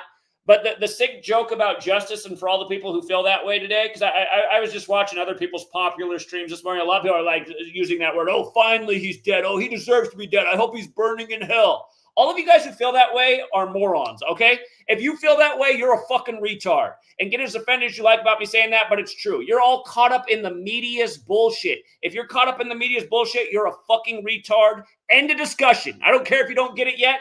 You'll get it someday. But the thing about 30 years later in justice is, again, this is the occult. Saturn is the keeper of time connected to death and judgment, and it has a 30-year cycle, Saturn. Saturn's returns every 30 years. So no doubt that's part of the sick joke about OJ being dead 30 years later as well. Well, no, I got you. Well, again, we know better now about the media. Back then, we really didn't, because once this whole OJ trial got going, that changed media, changed the way the news did things, right? With a lot of talk show hosts and all that stuff. So do you think he just got set up and they said he did it and he really didn't do it, do you think? The guy's an actor. I mean, he wasn't just a football player. He's an actor. Naked Gun 33 1/3 just come out. We see all these bullshit made-for-TV trials that are nothing but distractions and psychological operations and things that are meant to instill divisiveness and hatred for another group of people. It's just all part of the same bullshit that comes through the media every day. It was nothing but theater. I would almost guarantee that nobody died in relation to the O.J. Simpson story. A lot of people think the other woman that was supposedly her sister there was actually the same Nicole Simpson who died. And I wouldn't be surprised one bit if she just dyed her hair and was wearing that visor low each day, and that was the exact same person. That's the way they mock us.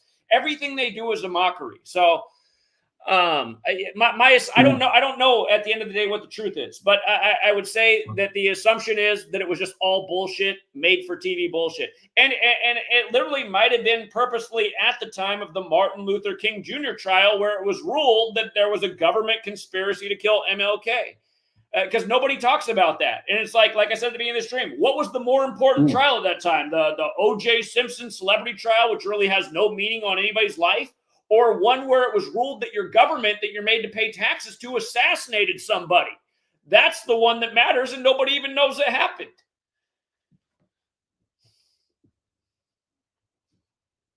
Yeah, no, it was a big distraction. I mean, hate to say it, hate to admit it.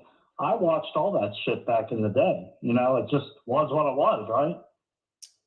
I was a kid back then. I remember that whole summer I was cleaning houses with my mom. That's what I did in the summer. I had to help her clean houses. But I just remember everybody's house we went to who had the TV on just that whole summer, just all watching the O.J. Simpson bullshit. I was a kid back then, and I just thought, like, I don't understand why everyone is so drawn into this. I mean, who cares? I mean, don't people get murdered every day? Why do you care if O.J. Simpson murdered his wife? Why is everyone so obsessed with this?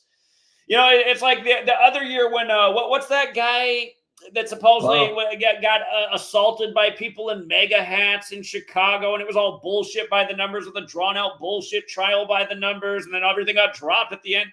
Everyone was so glued to that too, and it's just like, God, why does everyone care so much about this crap? Anyway. Yeah, no, I got it. Well, hey, listen, last quick story, and I appreciate what you do. Actually, when OJ got off on that situation, moved to Miami, he used to eat breakfast at a place across from where his kids went to school. My dad actually used to sit with him and eat breakfast and talk about the Miami Heat and Dolphins. So that's my little OJ thing. But listen, keep up the great work. Appreciate what you do. All right, man. Appreciate it. Thank you. For the person in the chat who is trying to say that he died on April 10th, we know he died on 10/4 after the 104th NFL season, but there's a reason that he died yesterday, as we covered, and there's a reason the news was announced today, as we've been covering. I lost track where I was on the call board. Is it 623 or is that who we were just on? 623? Is it you or was I just talking to you? I'm the 623. 623? Yo, what's up, Zach? How you doing, man? Yeah, doing well. How are you? Doing pretty good. So I have a question for you. So when do you think that Jimmy Carter's going to die? Because he's like 99 years old. Jimmy Carter's already dead. Jimmy Carter's already dead. Did you see him at the funeral for his wife? Did anyone see Jimmy Carter? That guy's dead. I mean, he's like a vegetable. It looked like he was just totally dead there. So it's like they were like moving around Weekend at Bernie's. Who knows when? I think the sick joke might be that Joe Biden dies before they announce Jimmy Carter's death. Or the way, you know what? It could be a new Thomas Jefferson, John Adams. They might announce them both dead on the same day. Like, oh, wow, another coincidence. First, they call the election for number 46, Joe Biden, on Jimmy Carter's 46th day of his age. Now maybe they'll both die on the same day. I don't know. But, I mean, they were literally, it was Weekend at Bernie's at his wife's funeral. It was like, I mean, is that guy alive right there? Doesn't look like it. So.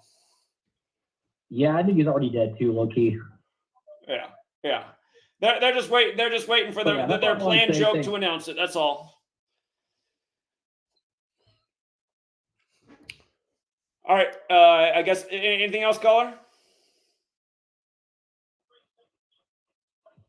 I guess he's done. All right. Let's go out to 7. Or shoot. Hold on. I'll come back to you 470. I hit the wrong button.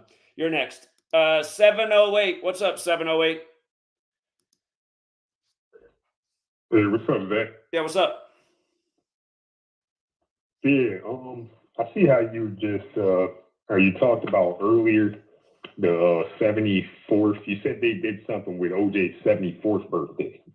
Yeah, the shooting at the Buffalo Tops was on Israel's 74th birthday, and it was synced with OJ's Simpson's 74th birthday. Oh, okay, yeah, that's what it was. Well, you happen to know that today is actually 74 days before the founding, the day that Freemasonry was founded in London. And that's exactly 10 weeks, 4 days, of course, like it goes with the 104 like you were talking about. Freemasonry's birthday. 76 hours. Freemasonry's birthday is June 24th. The other year we had the building collapse in Miami, and then all of Israel's Mossad was over here to investigate on Freemasonry's birthday. The other year they overturned Roe versus Wade in a big ritual on Freemasonry's birthday. But wait, you're saying that from his death today to June 24th is what again? That's 74. That's 74 days before that date. So not including the end date, which is 1776 hours. And, of course, it's 10 weeks and 4 days. That goes with the 104, as you were talking about earlier. 104th season. He's dead after 104th season. I guess they reported it today, but 10-4. He's dead yesterday, I guess. But they reported today. So I'm just saying it goes with that 104 because that's 10 weeks and 4 days. That's exactly 1,776 hours. It goes with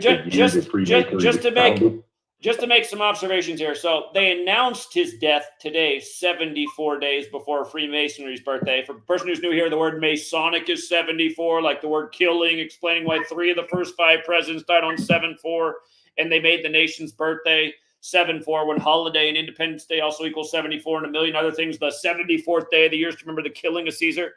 So he actually died 75 days before Freemasonry's birthday, or a span of 76 days, like he's dead at 76. But yeah, that's probably not an accident. Right. And here's the kicker, though. His last name, Simpson, and all 4 of the base ciphers is the exact same as Masonry. Oh, sure. Yeah. Simpson is like Masonry. Yeah, I know you're right about that. And did you know that also today is exactly 213 days from. Hold on. It's important that Simpson is 105 because the upcoming NFL season is the 105th season.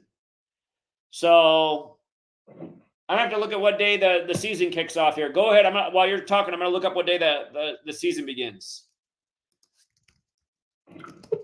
Okay, yeah. So that's actually 213 days from. I'm on the phone. Yeah, that's actually 213 days from the day that the anniversary of when the murder trial started. So that's actually November 9th is when the murder trial started. So today is 213 days from that. I see. Yeah, and we know death is 213. Poor Tupac, he put out his last album while he was live on 213 and then died 213 days later. That's another fateful number, old 213.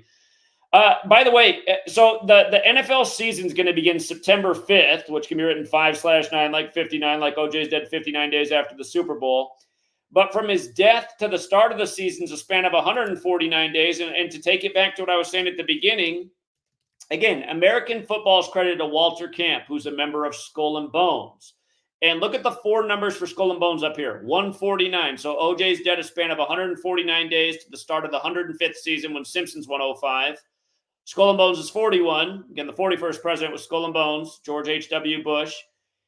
OJ's dead 41 days before Josh Allen's birthday, who's the biggest star on the Buffalo Bills right now, OJ's most connected team. 202 matters because the supposed murder is June 12th, which is George H.W. Bush's birthday. That's the day leaving 202 days left in the year. And then Skull and Bones 76, like OJ's dead at 76.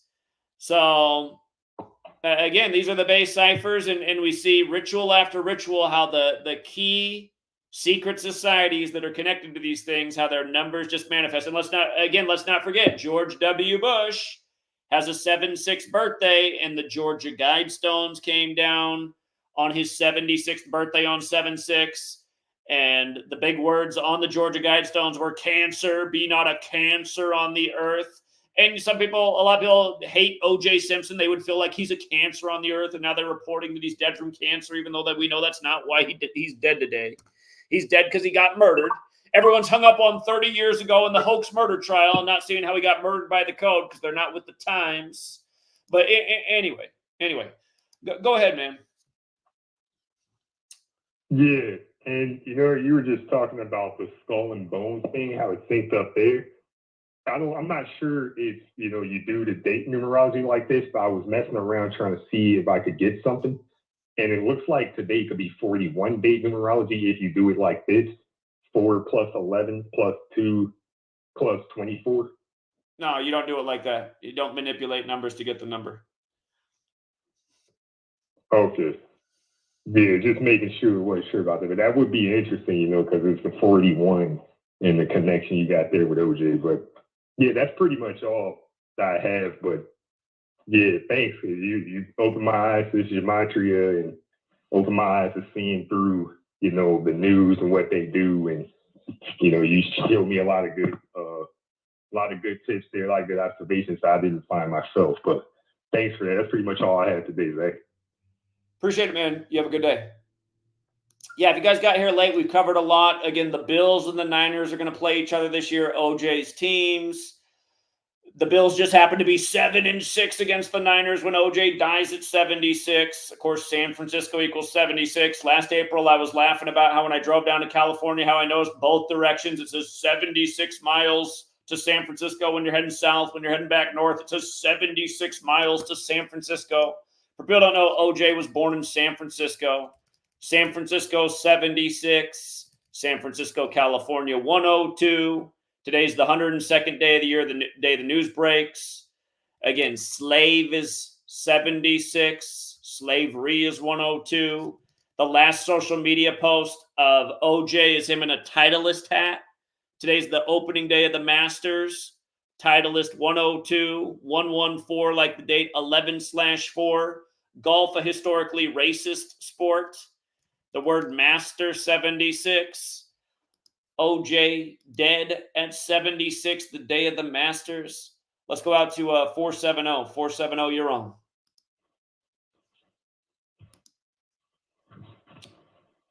Hello? Yeah, what's up? Hello? Can you hear me? I hear you. I thought my microphone be tripping, Jack. Nah, I was just calling to say what's up. This is Jay. Oh, how you doing, man? Yeah, people just slower. That's all it is. Like the fact that you still got to get on here is ridiculous because people should have saw it all the way back in 2020, back when they did the Kobe Bryant shit and the Savile Bozeman shit. Like they should have already seen that shit. Like it's like literally. That's why, like, I'm just like, bro, like if they can change like the nigga birthday and shit, like they change Savile Bozeman and shit, birthday and shit, and nobody even notices that shit, or enough people don't notice that shit, it's like it doesn't even. They can literally get away with anything. The father-daughter nation with Kobe Bryant and all that other shit, they can get away with anything. Like they just keep fucking showing. Yeah, they can get away with anything. I mean, this population's stupid, man. It's like, how many people right now want Donald Trump to come back to save America? It's like, how fucking dumb do you got to be to have even that thought in your brain? He's the guy that went along with the scam from Switzerland and fucking ruined people's businesses and their lives and destroyed America as we knew it. All the censorship went on under the time of Trump. All the dumb fucking people are like, well, inflation because of Biden. Again, understand, I'm no Biden fan over here either. They're both Jesuit scumbags. But it was Donald Trump who printed all the money. What do you think happens when you print money? That makes the money that exists worth less than it was before. That's how inflation happens. You got all these morons pointing the finger. It's just like, no, Donald Trump is a huge Jesuit scumbag that went along with a major New World Order agenda and claimed to be father of the... You think that guy's going to come back and save the nation? You got to be a special kind of fucking retarded to want that guy back as your candidate. Morons be like, but he's better than Biden. They're fucking puppets. Go ahead, Jay. Biggest shit happened. Like the fucking biggest agenda happened. Like it's illogical. It's just, that's all it is. It's just illogical dickie. Like that's all it is. Then there's a story that's going viral about Donald Trump coming to my city in a fucking Chick-fil-A and getting support from black people. It's just like, bro, this shit is so fucking stupid, bro. Like, it's just a waste of everybody's fucking time. Hold on. About that point, Jay, about that point, the Trump administration got good publicity. Like, they're just saying how that was such an amazing display, him at the fast food restaurant. The campaign's now saying that they want to start going to more fast food restaurants because that really resonates with America. You shouldn't be eating at fast food restaurants, you fucking nation of retards. Exactly. That's why I hate this fucking place. And I can't stand just how fucking dumb the people of this nation are. They vote for these bullshit ass candidates that sell them out every time. They eat this fucking. I mean, there's no excuse to be eating fast food anymore. It's not even like I could understand in the 90s why people still ate there because it was actually inexpensive and it was cheap and you could get. But now it's like fucking in the 90s, a Whopper was 99 fucking cents and it was huge. Now a Whopper's $5 and it's like a little mini burger. It's like, why the fuck are you paying for that? Anyway, go ahead, Jay. Especially Chick-fil-A. No, yeah, I was gonna say like especially Chick-fil-A, and it's just they really it's just all the like the programming that's been fucking done to people. It's like I'm talking about, it's going to be more relatable to Americans. Like it shouldn't even be fucking relatable to us. We shouldn't even be eating that shit. They just told us they finna stop putting fucking antibiotics and they finna stop not using antibiotics with the fucking sickness and shit, and niggas is still finna eat there. It's just like we shouldn't even be touching that shit. We shouldn't even be looking at fucking weight. It's just, but we just accept this shit as our fucking reality. Oh, they're just how Americans are. It's just fucking stupid. I mean, you literally you emphasize 49 when you were talking to him, bro. You was like on the 49th day of his age, and the nigga still couldn't fucking get the shit. You still had a nigga in the chat talking about what's the correlation? Just like it's just dumb. It's like these people's brains. It's like it's just NPC behavior. It's like it doesn't even make sense. And honestly, like I know you said like it's because of like the shit that's in the food and the water and all that shit, but honestly, I feel like some niggas are just retarded because it's like even when I was still eating like bullshit and drinking soda and all this shit, I still had a brain to be able to like figure out like what the fuck is going on and figure out what not to do type shit. It's like some niggas don't even have like the brain capacity to figure out like, or have enough sense to be like, okay, no, I gotta stop doing this. I gotta stop doing that because that's gonna get me fucked up. Oh, this is bullshit. This right here doesn't make any sense. It's like they don't even have the brain capacity to take those initial steps to just not do certain shit anymore, or to understand that this shit is just gonna keep feeding into the same bullshit repetitive cycle. So I don't even they can't even fucking put two and two together on anything. They can, man. They can. And, you know, I noticed when I was a child that people were pretty dumb. So I started to feel like the smartest guy in the room by the time I was about 12 years old. So. And just another thing, because I know you said Chadwick Boseman died from prostate cancer. I know what you meant. He died from colon cancer, but I know you know that you just misspoke. What? Hold on. Let me go back and check. I remember there being the 50. That's what it is. You're right. Colon cancer is 59 and prostate cancer is 59. Pay attention to how often when black celebrities die, they report that they died from one of those two things: prostate cancer or colon cancer. The reason I confused it, I just knew they both had the 59 connection. But okay, good correction. And it just pissed me off every time to be like, oh, colon cancer, no, it's so prominent in the black community, like it's fucking in our genetics or some shit. Like the reason why it's so fucking prominent is because all this bullshit we around toxic cleaning supplies, toxic shit in the air, toxic shit in the water. You got fucking teenagers, people in their fucking early 20s, mid 20s getting diagnosed with cancer, and I hate all, like when I go through the comments of these videos, like, oh, I was diagnosed with cancer. Like I hate all these, like, I'm sorry, but I can't stand it. It's like nobody should be catching fucking cancer in a fucking 20. Nobody should be catching cancer, period. But we just accept this shit as our reality. We just accept this shit. It's like, oh, well, you know, prayers be with you. Nah, man, fuck that. We need to get these niggas that's literally poisoning our fucking water supply, food supply. It's like, why do these niggas go unpunished? Why do these niggas keep on going unpunished and just getting away with this bullshit? Poisoning our food supply. The real shit that's untouched is more expensive than all the bullshit and all the fake ass shit. If I go to the gas station, I want to get a drink that's blueberry flavored. It's gonna be way fucking less expensive than actual getting the real organic blueberries. You gotta pay extra for the shit that's not spraying pesticide. They know glyphosate and atrazine and all this shit can cause problems with people, but they still fucking use it because it's cheap. Because everything is fucking cheap. Oh, it's cheaper. But we want to just accept this shit like it's just genetics. Like, no, it's because this shit is all in our fucking environment.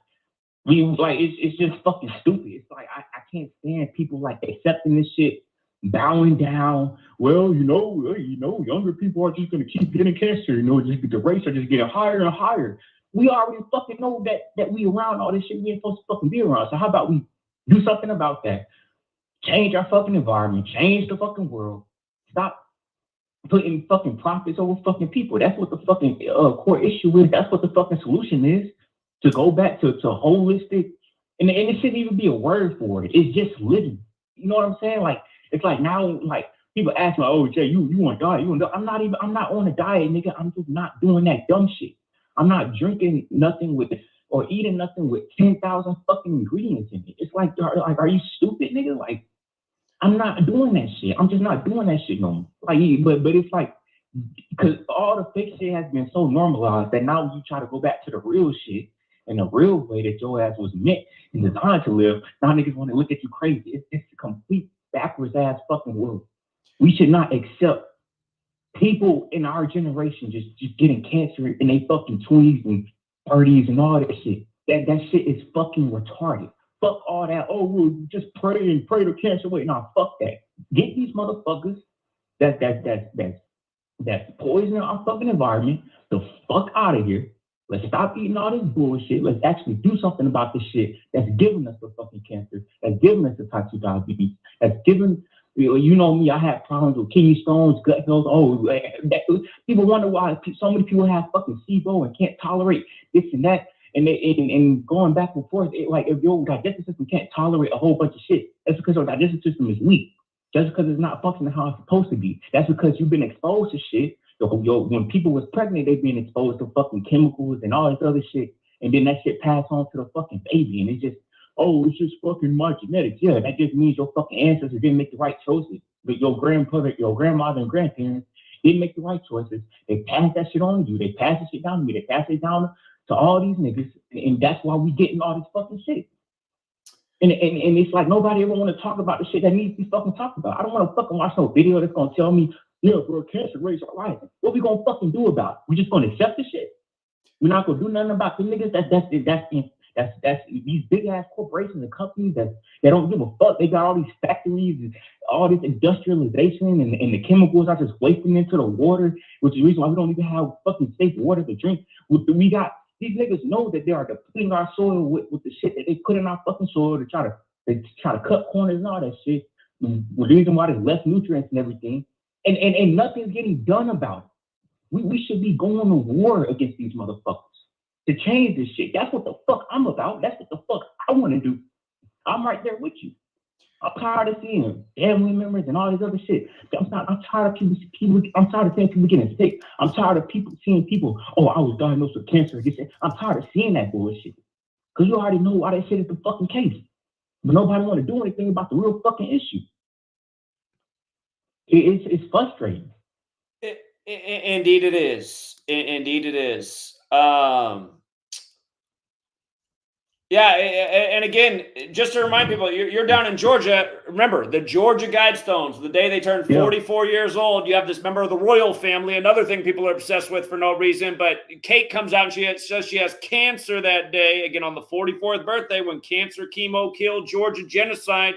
They're all 44, and then Chick-fil-A equals 44. Chick-fil-A headquartered in Georgia comes out that day. Oh, you're going to hear this woman's voice. If anybody wants to call into this show, you guys got to call in the next 90 seconds because then the call board shuts down. But as long as you're in there before it shuts down, I can take your call. You can wait on hold for 30 minutes. I'll get to you. But you got to call in the next 90 seconds. You're going to hear this woman's voice every 30 seconds until it shuts down. But again, you had Chick-fil-A come out that day and say that they're no longer using high-quality chicken. They're going to start using the same shit everybody else uses.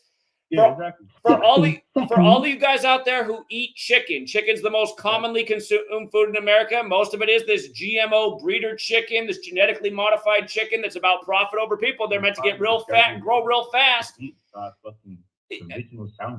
Exactly. If you're eating this chicken that got these hormones pumped into it that was meant to make it a fat blob real fast for a high profit, so they hardly had to feed anything, and in no time they could sell it in the store. Imagine what that might be doing when you put it in your own body.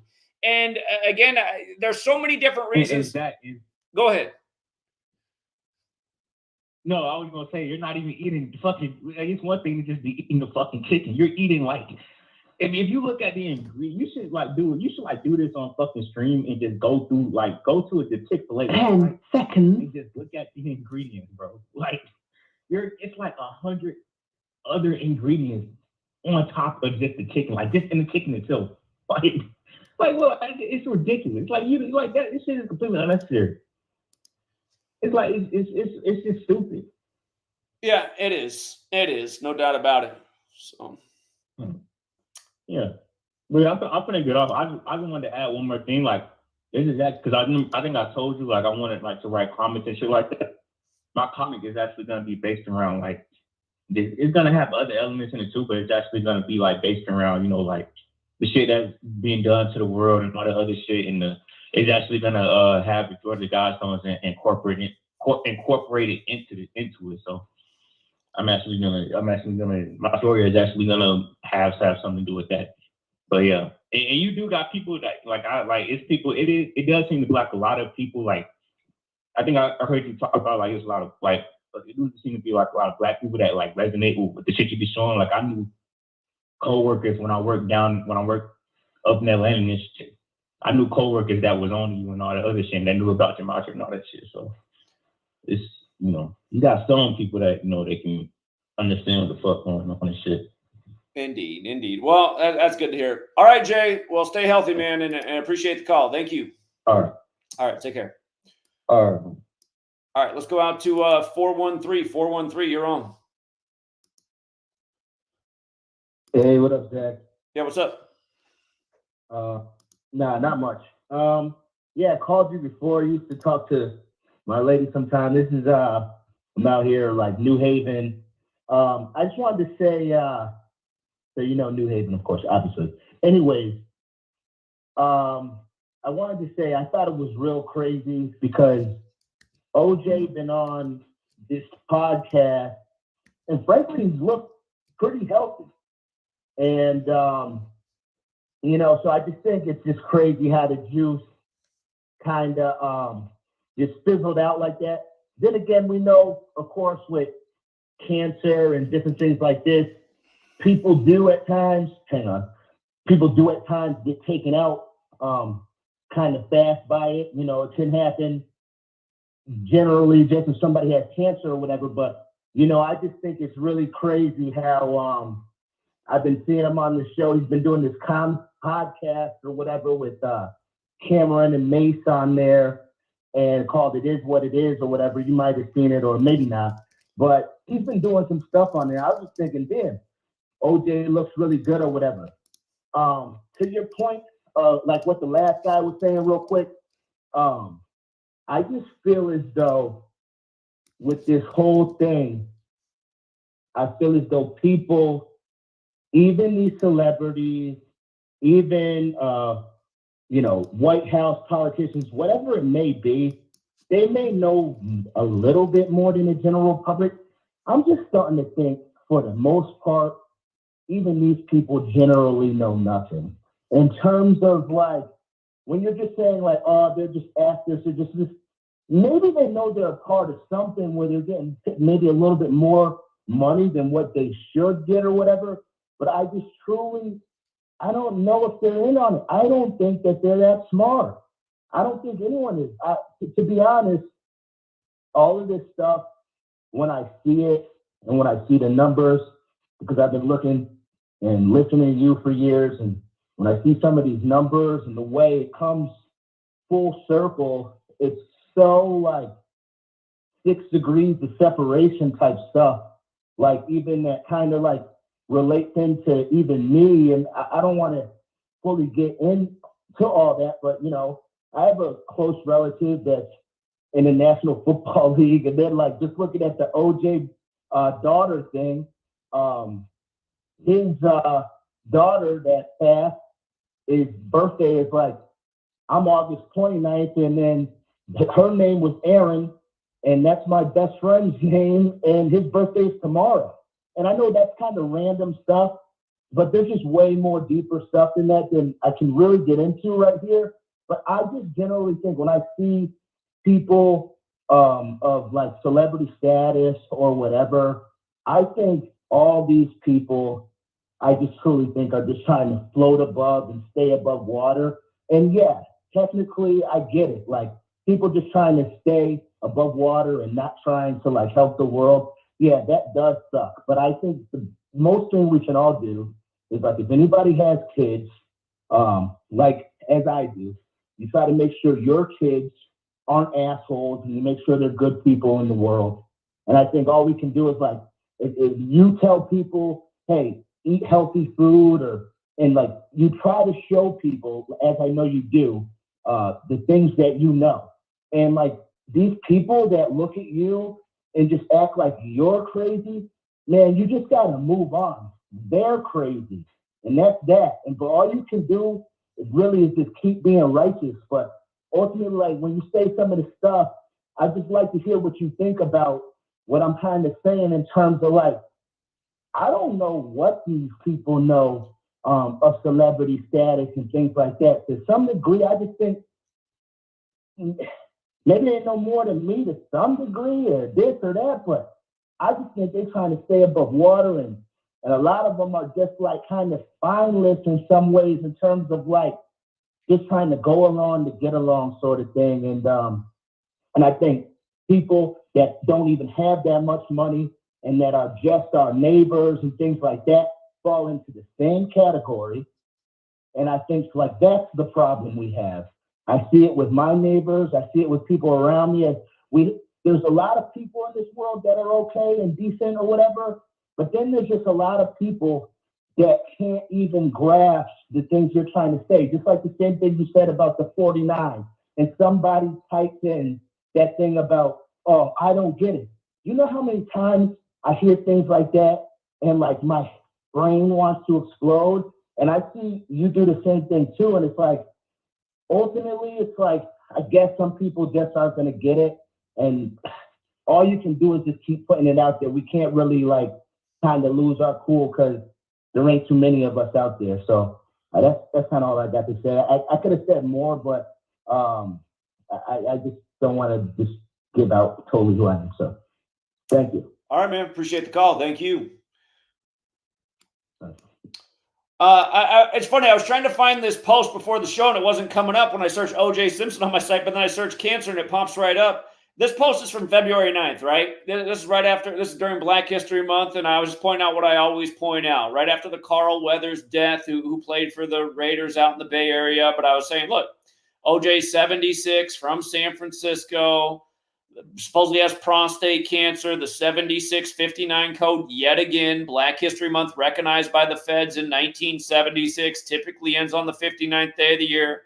Gematria forwards and backwards, slave equals 59 forwards, 76 in reverse, just like Negro Rasta blues. And, you know, I was missing until right now. I'd forgotten prostate equals 102 like slavery. Here we are on the 102nd day of the year.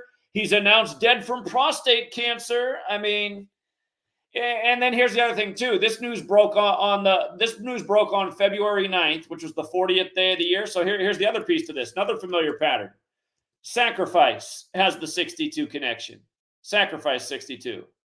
And if you wanted to count the span of days, it would be, instead of 62 days later, it'd be a span of 63 days, like racism 63 in Buffalo, who he made his name with, and now he's dead 63 days from the anniversary of the murder scene. And for the person coming in here in the chat talking all big and loud about how his son killed him, dude, pull your head out of your ass. The whole hoax, the trial was a hoax, man. The whole thing is a hoax. I can do another video later. I got all the old work and blog decodes on the hoax trial. I didn't want to get into it. Whole thing was bullshit. Everyone's got these conspiracy theories. Oh, his son did it. Nobody did nothing. Bullshit is all it was. 336. What's up, 336? Hello. Yeah, what's up? What's up, Zach? How you doing, man? Yeah, what's up? All right, though, man. I've been listening for a pretty long time, though, Zach. You probably don't remember me, though, from back in, I say, probably at least, from what I can remember, I say 2017. Okay. And I know everybody say that when they get on here, like, Zach, I've been listening since the beginning. But look, I remember when your channel had disappeared, right? It's all going to tie into what I'm going to say moving forward. So I remember when your channel disappeared, then you did that video in the garage. You might have been sitting on the steps that go to the inside of the house. But I remember when you resurfaced around and just watching over the time, I don't really think, it's a target. From what I know about marketing and certain things, it's about targeting a certain audience, And nowadays, it's like, how many people would you say probably is your core audience? You say about 10,000? Well, it doesn't seem like we have that anymore. I mean, average video gets less than 5,000 views. I'd say core audience these days might be 3,000 people. It's pretty bad now. Right. So 3,000 people. And so what really contributes to that is because a lot of people, so when you building like an audience in a community of people, like I'm gonna just go skip to the ultimate. The ultimate is everybody that's a part of the community, sort of like self-sufficient. They at least got the minimum of some type of income, something going for themselves, so we can add all these different people into the whole picture. So a lot of people just, I make content too, but a lot of people really listening just to listen. They might be at work, they might, you know what I'm saying? So if you say 3,000 people, if them 3,000 spend $30, you know what I'm saying? That would be because it got to go back to actually becoming some type of community of people that stick around. And when you say 3,000, it's like a lot of people that was listening, probably they not supporting. Like I noticed you said in one of your lives recently that every time you have an event where y'all come out, after that the support goes down. Can you expand on that? Well, I mean, we went out to Oklahoma City for the anniversary. Then we went out to Buffalo for the top shooting. And then I drove all the way from Seattle to New York and hit every city on the way to 9/11. And by the time I was done with that, the financial support I had was directly cut in half. So I was like, doing all that made everybody fall off. Like, I can't even comprehend it. But that's how it went down. So. And again, the thing is, like, so in 2017, we were almost to 100,000 subs, and then the channel got deleted. And then I came back at the end of 2018, and I got a ton of views, and we quickly, like, ramped up to 80-some thousand subs, and then the channel got deleted again. And then we had another channel that by, I don't know, around the time January 6th was up to 80-some thousand subs, then it got deleted. And ever since that, and around the time of Kobe's death, I can't get the channel. I mean, you see what it is now. It's like, well, part of the reason the channel doesn't grow is because they're constantly unsubscribing people. But yeah, I mean, like right now I'm at 37,000 subs when back in 2017, we were almost at 100K and growing rapidly. So, I mean, the algorithms clamped down and I've lost 20 some channels, and then I changed the name of the channel, which probably didn't help people find it back. But yeah, for whatever reason, it's looking for. Yeah, they more so looking for your name. They remember your name. Zachary Hubbard. Like I remember that when I was looking for it. I was so young. I'm only 31 right now, but just the way I think and move in life, like I was already a step ahead of a lot of things. But a lot of us that was a step ahead, everybody else is starting to catch up. So we really ain't getting nothing for us being a step ahead. Like when I was saying this and I was 21, it sounded better than I'm 31. You get what I'm saying? Sure. Because it seemed more like I was ahead then, and now it's like, okay, that's what you should be thinking about. But I think it's more so people don't really know what to do. You know, they just listen to the information, they believe it. We all believe everything that you're saying. It's like people get to an element where they hopeless to it. They feel like ain't nothing I can really do about it anyway, so I might as well keep going to work, keep clocking in, keep living this life I really don't enjoy. You know? Sure. Well, I mean, people aren't up for what needs to be done. I mean, I've explained 1,000 times what needs to be done. I've always said the line is revolution or bust. Like, we're not going to fix our problems with voting for these bullshit candidates they give us. The only thing that's going to change anything is a revolution. And for all the people who don't understand that, again, Thomas Jefferson, who seems to be really one of the only reasonable founders. Yeah, I know he might have had slaves, and that's okay. But the thing is, he said a lot of the truth. And he said, if you ever have a central bank, this nation will be finished. He said, if you don't revolt every 19 years, this nation will be finished. And again, that was always the weirdest thing to me. I did not understand why he said there need to be a revolution every 19 years.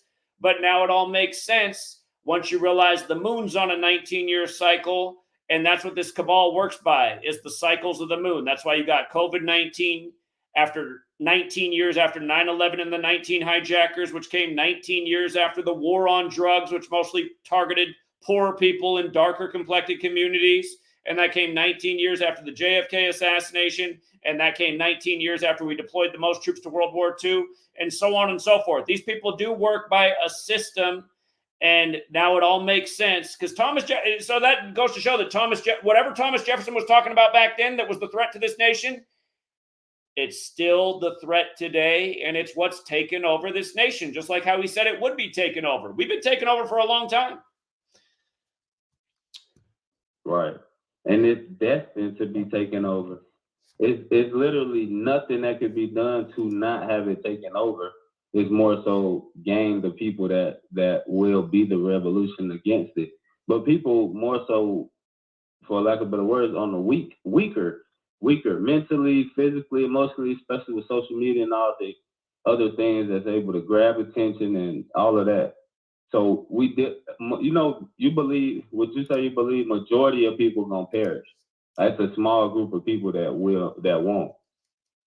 Again, they wrote it on stone what their plans are. The only question is how far off are these plans? I mean, is it a slow kill? Do they have a big event lined up to really get it going? I mean, You guys, if you weren't here in the beginning when I started, my very first post is about the Georgia Guidestones and the concern for what's written. And what I was talking about when I first started putting out content in 2013 is it's going to be a curious moment when these things turn 44 years old, because they're about genocide, and genocide equals 44, like Georgia, like execution, like kill, like cancer, like how the last thing on these things about depopulation is be not a cancer on the earth. And then this year, literally on their 44th birthday, they had to make the top story, Kate announcing that she has cancer. And then you've seen the headlines if you're watching the news. They're saying scientists are baffled by how all these young people are starting to have cancer in their body at rapidly rising rates. Just the other day, wasn't it last week that they told us that by 2050, cancer rates should be nearly 80% higher? Again, I mean, it's not by accident. And the thing about the Georgia Guidestones, you guys, is they were put up on March 22nd, like Order 322, Skull and Bones, the Brotherhood of Death. But they came down on Bush's birthday, who's in Skull and Bones. But they also came down on Daniel Coit Gilman's birthday. And if you don't know who that is, that's the founder. He's a Skull and Bones member. He founded the Johns Hopkins University, which is a pioneer in a lot of the medical shit going on. And what's weird is when you learn gematria, you start to realize hospital equals 44. Think about all the weird deaths that happen in hospitals. Supposedly just a crazy amount of errors every year. But do you wonder, are all of these errors or some of this shit high ritual? The word medicine is 44.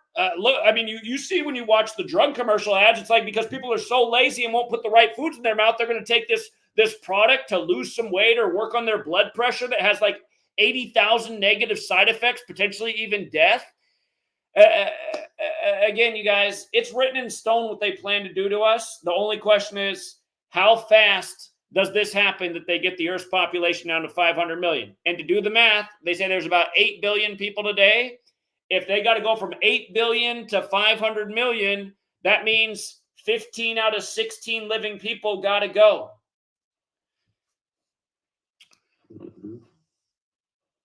And the reason why they so upfront with a lot of it, and you show it too, like you point it out and you notice it. And the fact that you're the one person, it makes sense that it's one person, because I feel like it's all a good and evil battle. Whatever the religion breaks down to for the individual that's listening, it's gonna come down to the belief value, and it's gonna be about good and evil. You can easily determine which one is the other if you have discernment. A lot of people don't, but a lot of stuff is good and evil, and these people are so far ahead and so far advanced and intertwined into so many things that if you even the lines out the good and evil, they're going to show up every time, and you're going to be able to differentiate. So I think a lot of people get caught up in the in-betweens and the different stories, and we got to keep bringing that stuff, because that's a part of the product. It's like, okay, we learned the system. Now when you learn the system, then you utilize it strategically against itself or to get your own benefit. You know what I'm saying? Like, all right, so they take my channel if I speak about this in this way. All right, I'm gonna have a side channel that they don't even know that is even me, you know? And I'm gonna still put out the information. I'm gonna have another side automated channel. Then I'm gonna have another channel. You know what I mean? Like, okay, because I know you get frustrated hearing a lot of the same things and saying a lot, because you've been saying it for years. I've been sat back and watched it. Pretty soon I'm gonna be able to say 10 years that I've watched it, but I don't speak. I don't get on the call. I just sit back, watch, and listen and pay attention. So what I'm saying is, people need something to attach to. People hopeless. A lot of people not gonna be able to just, you gotta play people in the system. But if you can get 10,000 people to spend $10, that's different than getting 10,000 people to spend 100. Majority of people ain't gonna have 100. But everybody spent $10 on some type of fast food, Starbucks, and they got so much marketing. Like I drive around all day for my job, so I see all the signs. I see all the signs in the grocery stores, the fast food places. It's just like social media. You know what I mean? You drive around, you see all the temptation. Life is all a temptation. And most people want all of what the earth is and being a human is gonna bring them. They don't really realize they're a soul, a pure, you know, we on a planet. We're not just here for nothing. But everything's set up so for us to get intertwined, like we be into our job for 20 years, 15 years. You never really lived your life the way you want to live it. You've never really done none. Majority of the people don't even got 10,000 saved up. You hear me, Zach? Though? No, I'm just listening. I'm in agreement. And you know, the system we live in, it doesn't even really allow most people to find out who they are and what their real purpose is here, because they're put into the slave classroom and meant to learn the bullshit history and have their time wasted. Again, you want to know why all the best jobs here in America, these big tech jobs that pay about $300,000 a year, why no Americans work there? It's because, you know, these people that have the jobs who went to China or from China and India and Russia, they spent their time in school learning about mathematics and science. Shit that you can actually do something with. We got our time wasted with Christopher Columbus and all this indoctrination and how great our nation is. Now we're the freest fucking people there ever were, and just nothing but bullshit. Our time was wasted. And now you see the consequences. Can we stay on that point? But again, can we stay on that point right there?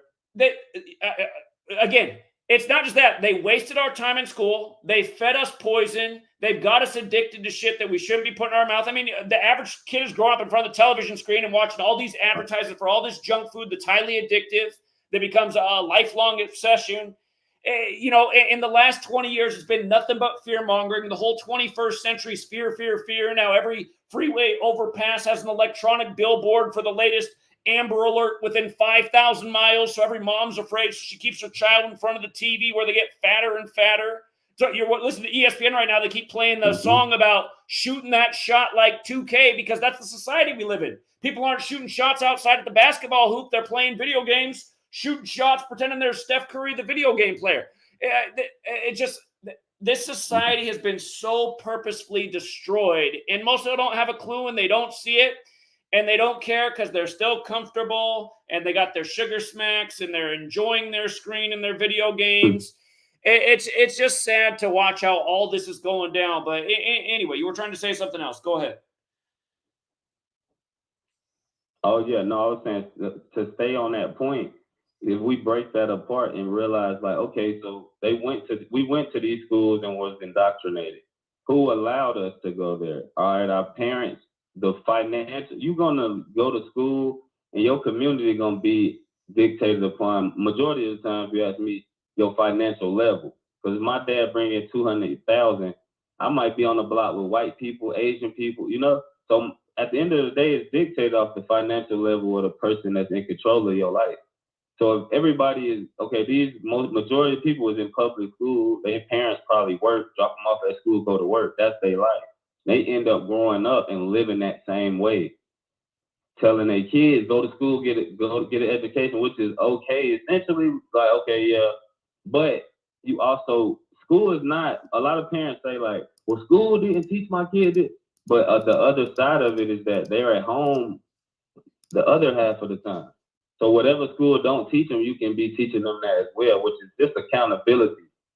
Each person that ended up indoctrinated in program, everybody not to blame, but majority of us, we go back to our guardianship, our parent, grandparent, whoever, foster parent. That's who put us where we started at. You know, when we wasn't in control of our life. So a lot of people got to unlearn all the programming and then really start realizing what life is actually about. Then they'll be the type of people that should be a part of the community, not the not people that is a part already. They probably fit that description. I'm just saying, if you don't have your life, personally life in order, you're not gonna be able to, you know, go to war with. You're not gonna be able to be a part of this because you're not mentally ready. Like my parents, if they would have been mentally ready, they would have been like, okay, I don't want to have. If he is gonna go to public school because that's my financial level, when he get home, I'm gonna teach him about finances. I'm gonna teach him about stocks, I guess, real estate, and the other financial things that's important, you know, and even down to like gardening and growing your own food. If you're a part of the community, you should eat healthy. You should work out, exercise. You have to be the whole image. You gotta eat healthy, speak. Everybody might not be a speaker, but I'm just saying you have to eat healthy, because that'll knock off majority of what you're saying. Like you get what you saying. Like a lot of people with programs, social media, they eating poorly, fast food, which goes back to your mental, how you gonna operate yourself. So it gotta start there. People gotta unlearn all the crap and start fresh and maybe you might need therapy. You might need to go speak to somebody about what you've been through, because I had therapy myself. I feel like it's a personal task, and then it's a group task that we all should be, active in. Indeed. Well said. Yeah, excellent advice. I appreciate it. Oh yeah, man, I appreciate you too, Zach. Man, I'm gonna keep listening to the live stream. All right. Well, I'm just about at the end. I don't have a whole lot more to add. So if you had any last thoughts, you can go on. There's nobody on the hold after you. You're the last caller. Okay, yes. The last thing I will leave is just get, it's all internal first. So work within your life. Go to your family. Figure out who you are, where you come from. Do your background check, which is like birth certificates, marriage certificates. Figure out your grandparents' name, and then that grandparent's name and who their mother was. It's all documented. You can figure out who you are. Start there. Then you will go back into society looking, and you will hear things you will know not to associate that with you, because you will know who you are then. Then you got to fix some of the, come to terms with what you've been through in your childhood. I'm 31, so I'm speaking for that generation. I'm speaking for everybody. Go back and figure out who you are and what makes you the way that you are and what you can fix. And then move forward with how you make your money, how you going to spend your time, because life is one time, and it does not start over from what we know, because none of us died yet and came back. So that's all I got. I appreciate you though, Zach. My name is LA 215. Appreciate that, LA. Thank you. You have a good day. Yes, sir. All right, take yes, care. Sir. You too, man. Oh, I was wrong. There's actually one more person on hold. All right, hold up. Let's go out to 321. 321, you're on. Hey, Zach, can you hear me? Yeah, what's up? I just had two quick hitters. Legendary New York DJ, Mr. C, dead at 57 yesterday. Hold on. I got to post on this. Hold on. I got to post on this. DJ Calvin LeBron, a.k.a. Mr. C, dead at 57. New York City in Gematria, 57. DJ Mr. C, 111, like New York. Like 9/11 went down on the day, leaving 111 days left in the year. He died a span of 33 days from Biggie. He was Biggie's DJ. Biggie's got that Gematria 39, like he died on 3/9, and run it the other way, 33, like New York's 39 and 33. And it's 27 years later, the ritual number. He also was the DJ for Big Daddy Kane, and he died 213 days after Big Daddy Kane's birthday, and death is 213. So those were the things that jumped out about his passing. Beautiful. That's why I called you. I knew you would have something on it. The other quick point, O.J. Simpson, looking up here on CNN, it says he has 76 total touchdowns. I probably missed out. We probably covered that, but I'm just saying that. I meant to cover that part. Absolutely. We've seen this so many times. But yeah, everyone needs to see this. OJ dead at 76. 76 career touchdowns. Finished with San Francisco, which equals 76 in Gematria. OJ touchdowns. Let's see, 61 rushing, 14 receiving, that's 75.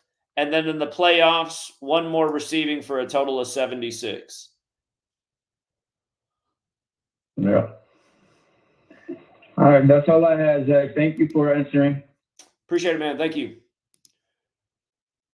All right. Have a good one.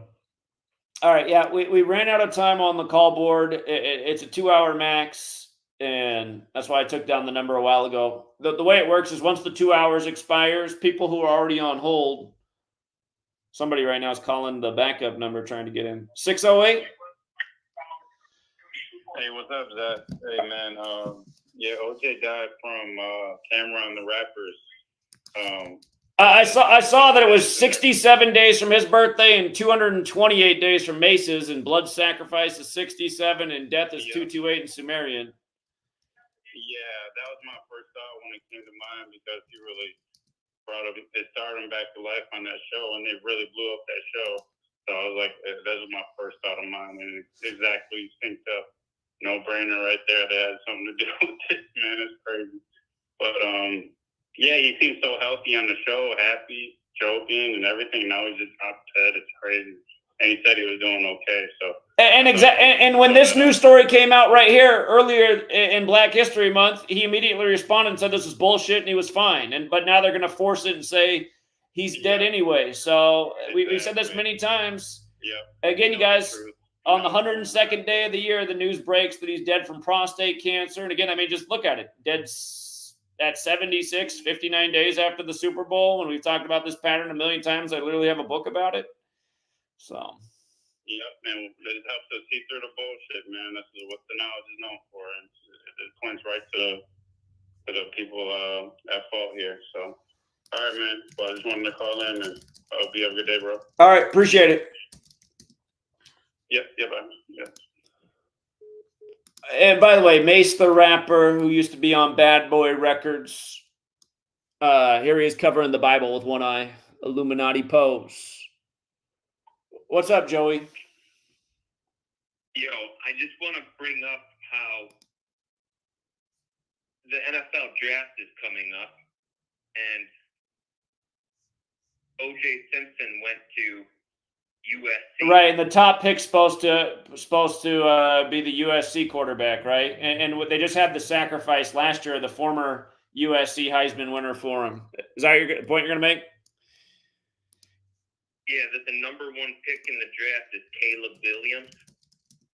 Yeah. And he went to O.J. Simpson's school. Yeah. And the Bears have the number one pick in the draft.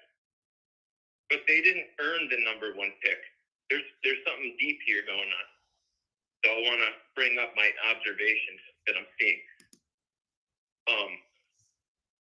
The Bears picked number one in the draft, but they didn't earn the number one pick. It's actually the Carolina Panthers pick, because the Panthers traded with the Bears the year prior and gave up the number one pick, because the Panthers finished with the worst record in the league this past season. So now the Bears have the number one pick, but it's the Panthers pick because they traded it to the Bears. And Caleb Williams, if you go on his Twitter page, Caleb Williams' Twitter, you'll see that his nickname is Superman. Caleb Williams, he has on Twitter how you can change your banner. Okay. Well, the banner for Caleb Williams' Twitter page is Superman, and also in his biography, you'll see that his name is Superman. Okay. And his nickname is Superman. And of course, Superman, there was an NFL player who went by that nickname. It was for the Carolina Black Panthers, and it was Cam Newton. And Cam Newton was drafted in 2011. And from when Cam was drafted to the Panthers until this upcoming NFL draft is 4,747 days. From when Superman was drafted to the Carolina Panthers, Cam Newton, to when Superman, Caleb Williams, is going to be drafted by the Bears with the Panthers pick. But how this ties into O.J. Simpson is because we know the Carolina Panthers, they tie into the Black Panther Party, which has to do with racism, which O.J. Simpson was all about racism. And the Broncos, the Panthers ended up playing the white Broncos, Right. which connects to O.J. Simpson. Right. That's what we were talking about that year when we called it. Well, the thing about Chicago, I don't know if you know this, the thing about Chicago and the Black Panthers is that's where Fred Hampton was murdered by the FBI, and that was the same day that Jay-Z was born. And earlier you're making the point about how Jay-Z has the song, something about OJ. So. Yeah, the story of OJ. And when that song released, it released on Joe Mazzulla's birthday, which is the Boston Celtics head coach. And the Celtics are the one team in the league that kind of has that racist undertone with them. of course, because Boston is, infamous for being racist. But the Celtics come into today's game 62-17. Jay-Z in the two Manly P. Hall ciphers. Jay-Z equals 62-17. And the story of OJ came out on their coach's birthday, released by Jay-Z. So, yeah, it's just undeniable. But thanks for the knowledge, Zach. And, I just wanted to bring up the parallel with the Panthers. And, of course, I got to make this point. Of course, just to go back with the Newton and the Panthers, of course, you had UConn just go back to back. And the most outstanding player, of course, was Tristan Newton, and he was a transfer from East Carolina. So Tristan Newton, the most outstanding player award for the UConn Huskies to go back to back. And of course, they were the first team to go back to back since Florida did in 2006, 2007. And of course, Cam Newton, he went to college he famously backed up Tim Tebow at Florida before he transferred. But thanks for taking my call, Zach, and peace. All right, later, Joey. For people who forgot, this happened last year, just to remind how these rituals go down. So last year, Caleb Williams was supposed to go first overall in the draft. He won the Heisman, but then the former USC star with the same initials as Caleb Williams, Charles White, died. And again, not very old, 64, year of the Civil Rights Act. He died 43 years after winning the Heisman. Football equals 43, like killing, like RIP, like USC. And that was, if you remember the ritual the other year with Keyshawn Johnson's daughter dying, and then USC had a little run in the tournament for March Madness, the basketball team. But he died 11 days before his upcoming birthday, like how we're talking about OJ in his 11 years and announced dead on the 11th. But yeah, this stuff, you guys, you just pay attention year after year.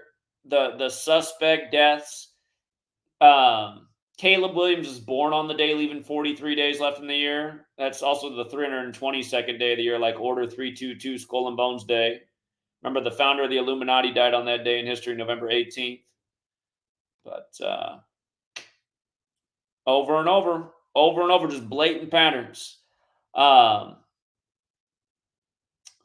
Voting for the finalists, 32 days. The former Heisman winner died 32 days after voting, like USC Trojans 32. You could say it was a span of 33 days, like Heisman 33.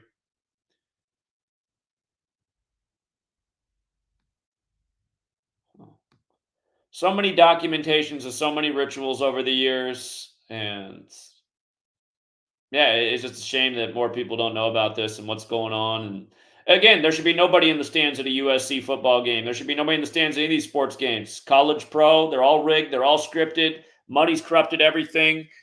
These again, I mean, you just have to think about it. All of the American sports are credited to secret societies. It's pretty obvious that these secret societies are into ritual sacrifice. It's pretty undeniable. So I put the phone number up for people who still want to call in. D26, I know how you need to call in. You need to call in because you're in India with this number or this link right here. If you guys don't want to call in, you can also join the stream by clicking the link.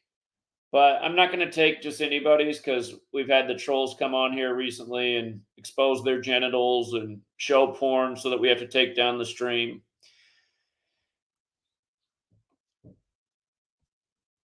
$202. Hey Zach, going back to a dude that called a while ago. He was talking about how you don't know if all these celebrities are, know what they're doing, or some of them might not know what they're doing. I mean, dude, like, they're all in a group. They all took an oath. They're all in it. They're all involved. They know what they're doing. So I just I just didn't understand him saying that he doesn't think some celebrities know what's going on, and yeah, that was my reason in calling, basically. Well, all right. But this is the question. I agree with your sentiment, but the question is, does O.J. Simpson realize that when he puts on the Titleist cap for the obviously made for TV social or made for news media social media post, does he realize that he's going to be dead on the first day of the Masters when Titleist equals 102 and 114, and he's announced dead on the 102nd day of the year on 11/4? I mean, that's the question. I mean, Zach, have you even done a decode on the word death hoax or fake death? Like what if OJ not even dead? You know? I mean, that's possible. It's possible that he's not dead. But the question then would be, is where are all these celebrities going to? Is there a big island in the Pacific they're not telling us about? Is that the real reason planes don't fly over the Pacific? Because celebrity islands out there? I mean, it's possible. To be honest, I think the whole celebrity island thing, I mean, yeah, it is possible, but there was a dude that called a while ago saying that how Kobe Bryant and Myles Garrett look similar. I mean, what if O.J. Simpson, you know, is now just going to focus on another role that he you know, another celebrity that he's playing, maybe, you know, like, are these people actually dead? I mean, I just don't understand that. But hold on, we have to go back. Like, the thing about Kobe being Myles Garrett, like, obviously that's not the case. I mean, okay, wait, Zach, so you don't think it's Hollywood? You don't think, like, dude, their makeup, how they use makeup on these celebrities to literally make them look like a totally different person? Like, you know, the whole bodysuit thing, maybe not, but I mean, you see John Cena's body. I mean, his body looks fake. He has fake veins. You know, like it's Hollywood at the end of the day. The technology is next level. You know, like, so are we just gonna write off that these people can be wearing synthetic? Here's my concern with you as a caller. I just asked you a straight up question. Like, I don't doubt that they're aware to an extent, but do they realize specifically, like, if they're in the club and they realize what the consequences can be when they're saying, hey, OJ, wear this Titleist hat? Do you think OJ knows that day that his expiration date's the day the Masters comes around? You might just know that his character O.J. Simpson is going to die on this day, but that doesn't mean the actual O.J. Simpson is dead. Yeah, we don't know that, but again, if they're in the club, then they know what's going on. It's just common sense. Like, okay, all right, appreciate the call, man. Thank you. His common sense is all his assumptions. I'm not saying he's wrong. It's just he's talking about anything. We don't have any proof for anything he's saying. He's talking like he's got all the facts there, but then he can't back anything up. If you guys missed the John Cena ritual, just to understand how ritualistic everyone was so focused on him coming out naked, that was on the 70th day of the year. Notice John Cena's 70. Oppenheimer won everything. But here was the ultimate ritual. It was exactly 46 weeks after his 46th birthday. Academy Awards has the Gematria 46. But notice, it said it was the closest thing to what happened at the 46th Academy Awards when a streaker ran on the stage. So it was paying tribute to that. So they get 46-year-old John Cena, where the Academies are 46 weeks after his birthday. And then the caller said that John Cena's obviously wearing a bodysuit. I mean, do you know that he's obviously wearing a bodysuit? The guy was a WWE wrestler. Now he works out for Hollywood. I mean, you take steroids, you work out every day, you can get jacked. So, again, I mean, I wouldn't say that we obviously know that's a bodysuit. That very well could be his body. It looks about right. I mean, anyway, but the thing is, again, you just learn the number code. You see how it's just like how it was a perfect ritual with the Oscars slap with Will Smith and Chris Rock. It's the same thing here. Every year, just apply the gematria. You'll see why the one movie won all the awards on the day it did. You'll see right through everything they did. Again, this knowledge will allow you to see through what's going on, because this is the cabal's code. We live in the cabal's world. They control this world, and they do this every single day. And this is why they invented an English language at the same time that the Gregorian calendar was put out. That's why on the Georgia Guidestones it says unite the world in a new living language. Obviously, this is the new living language, English, which spreads more and more across the world as time goes on. But yeah, that last caller, again, I mean, those guys don't help anything. That's like the guy that's like, he's the reason everyone rolls their eyes at conspiracy. Like, okay, all these big claims, where's your proof, buddy? Well, obviously, it's just like, dude, notice what I do. I come with receipts. Everything I talk about, every day I prove it. Okay? But is it possible that O.J. Simpson's still alive? Yeah, I'll acknowledge it's possible. It's also very possible he's dead. So let's go out to D26. What's up, D26? Pretty good. It's quite late. I was hoping to have a very short announcement for tomorrow. Since it's April 12th, it's already April 12th over here. I'm going to post something. I just want to make this short announcement. I apologize, but I'm not going to do any decode related to this news currently. Because when the news broke out, I was probably outside, busy with some work. So I returned home late, so I couldn't decode. I couldn't do some research about today's news. But yeah, coming back to tomorrow, on 12th of April, since it is also the anniversary of the American Civil War, we have the movie Civil War releasing in the UK at the same time. I'm going to upload an old documentary which I watched many years ago, probably 4 or 5 years ago, in 2019, I guess. And it's about the assassination of the President Lincoln. I hope you remember the third guy who was also accused of the assassination, but he fled America. So if you ask anyone on the street, John Surratt? yeah, John Surratt. Yes, John Surratt. So did you know about? He also wrote a book, or probably his statements in the court. How he used the N-word to refer the president. I didn't know about that. John Surratt was a Jesuit, though. But go ahead. So yeah, I won't. I would say, as I said, there's a lot of things to uncover. But I think this news segment, which I had for a long time, but I just found out that this is what better day to release that or upload that short documentary, about a 1 hour, something like that, on the anniversary of the Civil War. So tomorrow I'm going to upload that on my YouTube channel. The only reason I'm making this announcement over here is because I haven't posted anything for more than a year. I think it's better to let everyone know that that the video is going to be out tomorrow. And because last time I did the same thing when I made the 9/11 video. You remember that? Because it was on your channel, you watched it live.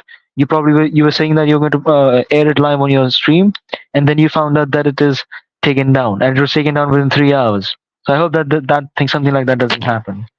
But and I also had this proof or something that they took down my video after 201 views. But let's see, that's probably conjecture at this point.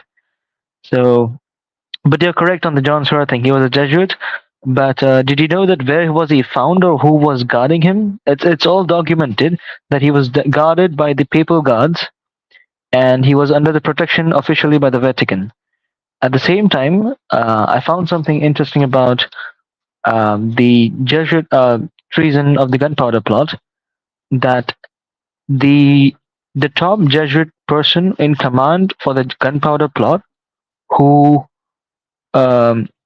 Guy Fawkes supported.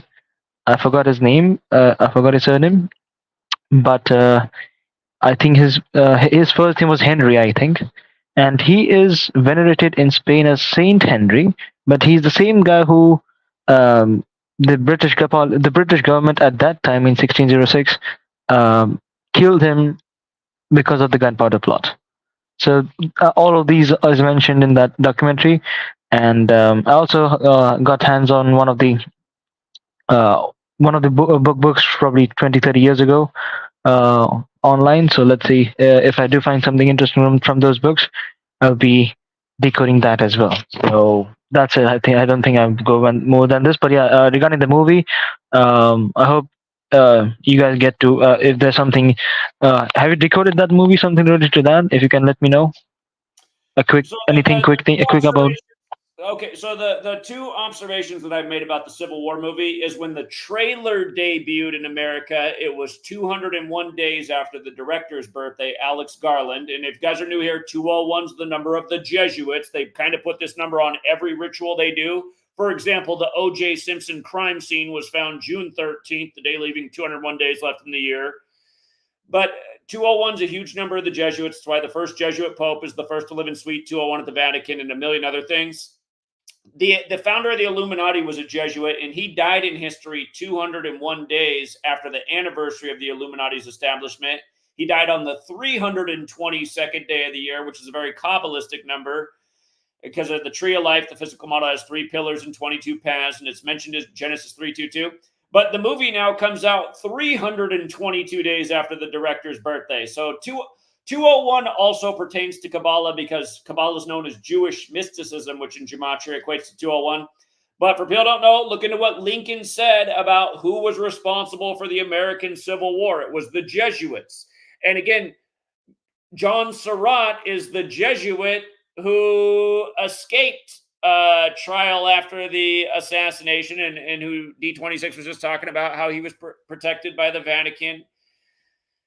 So again, it's always been Jesuits running this nation and manipulating it and dividing it. And go read everything Lincoln said. Lincoln said the Catholic Church and the Jesuits were the greatest purveyors of slavery in America. And again, it's why Georgetown, the nation's first Jesuit university, even teased people the other year with they gave $100,000 out in reparations money, divided over hundreds of thousands of people, so everyone got like 5 cents.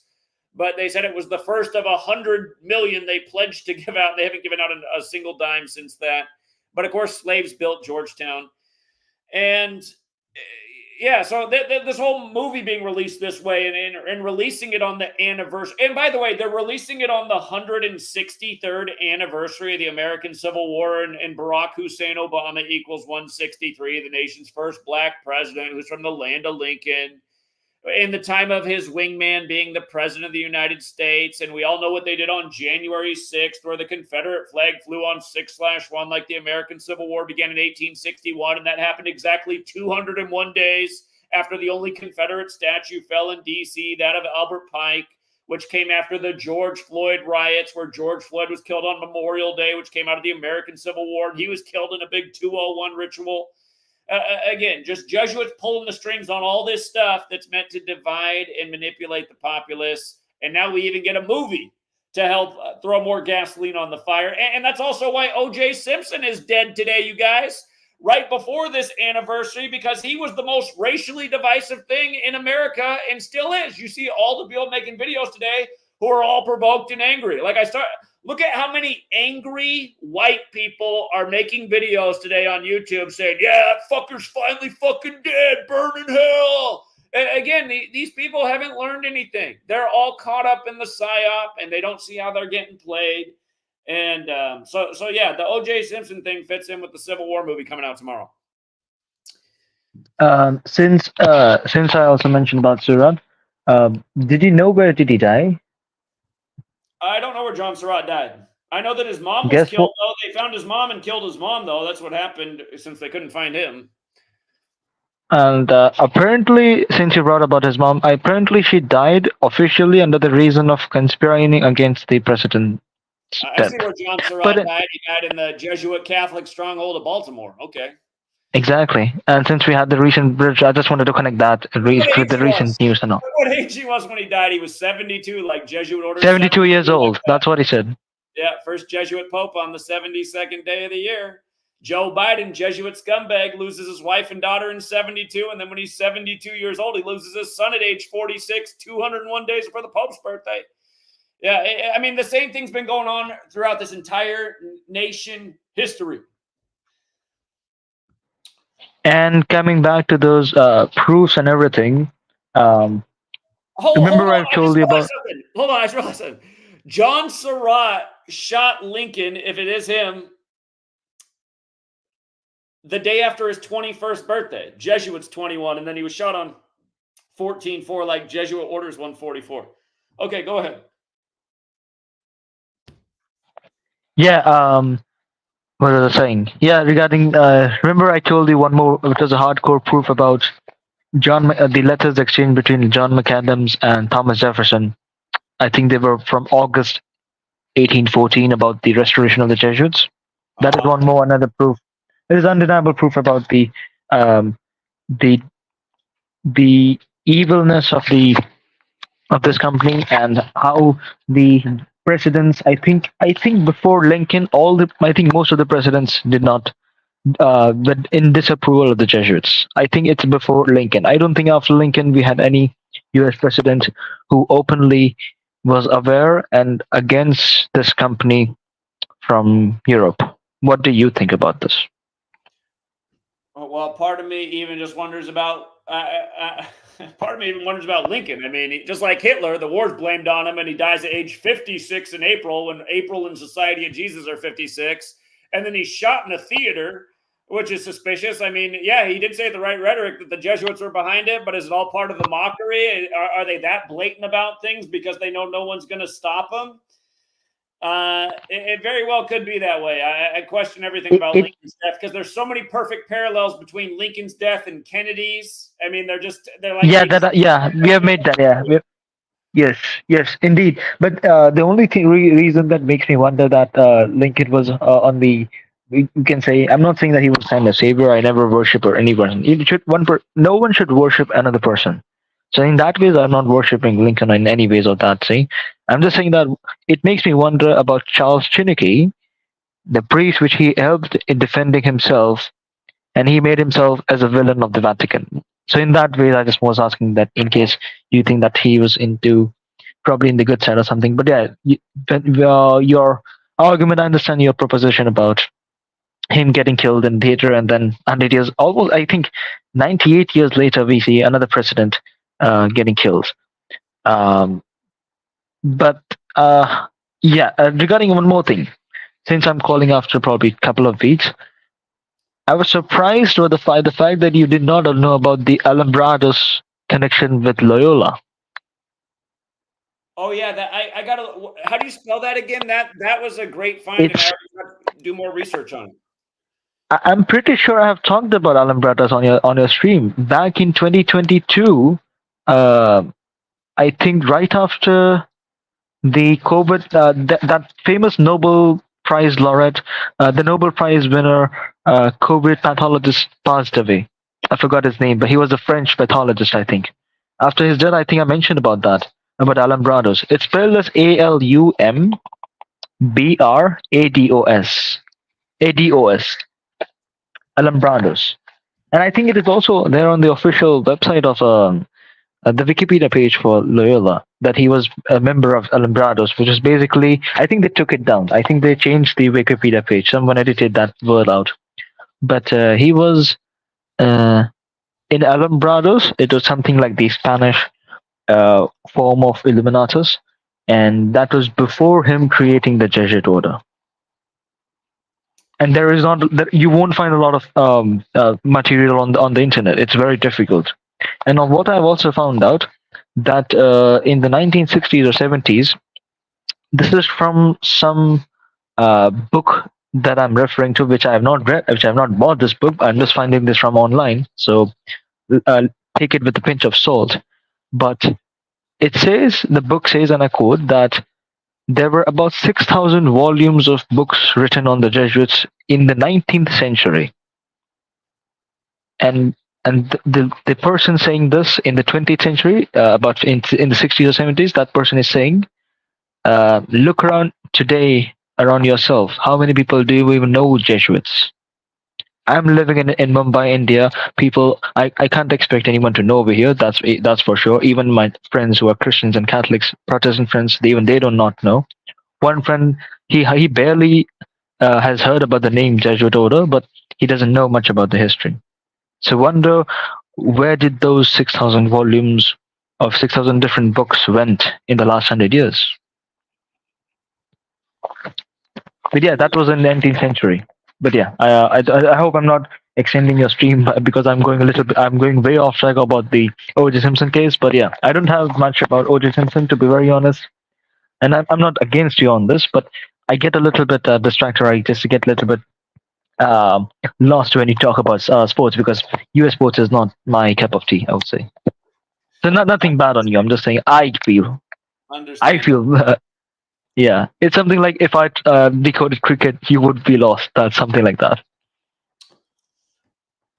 But yeah, that's it for now. Pro sports league in America. A lot of people don't know that. The first pro sports league in America was cricket. Baseball comes from cricket. Yeah, I think cricket came in the same time when I think the cricket and Jesuit have the same timeline in history. They were born in the 15th or 16th century. Yeah. I do got to wrap this stream up here because I got to start doing a few things. Sure, but lastly, do check down that video. I will post it. I think I should post it anytime now, but it's 4:30 in the morning. I don't know. I need to have a sleep. But I should be posting that in few hours. Let's see, or probably I'll just post it now. I just want to post it on 12th of April, which is equally for most of the people. So I think the good time would be in late morning for Indian time. Okay. Well, make sure you get some rest. Give it a post. I'll be looking for it. Yeah, and I'll probably also call you probably on the weekends if you're available. All right, buddy. You have a good one. All right. Yeah, you do. You too. Have a good day for everyone else. You too. All right. Yeah, we better wrap this thing up. We're right at the 3-hour mark. Again, thank you to everyone who hit the like and the share. Anyone who wants to clip this video, take out a good segment. If you got here late, feel free to rewind and watch the opening part. It's more high ritual in the world of celebrity. And stage manager. Again, I'm sorry that I didn't make out to Anarchapulco earlier this year. I would have really liked to have done that. I couldn't work it out with the missus. And next year, I'd love to be there as well. And the funny thing is, my mom, she really wants me to take her to Anarchapulco. She wants to be there too. The problem with this upcoming year is I'm going to be on baby duty starting in the middle of November. So I'll be a few months later, and that's probably really not going to go over with Sweet Lady. She's probably going to be looking out for some help around the house. But I'll tell you what, stage manager, if I can figure out a way to get out there, I'll bring my mom down there, and you guys want to reimburse us for coming out and speaking, we'll figure it out. So I really would like to be there, but I just don't know if the timing's going to be right. But yeah, thank you again for the offer. I do appreciate it. So,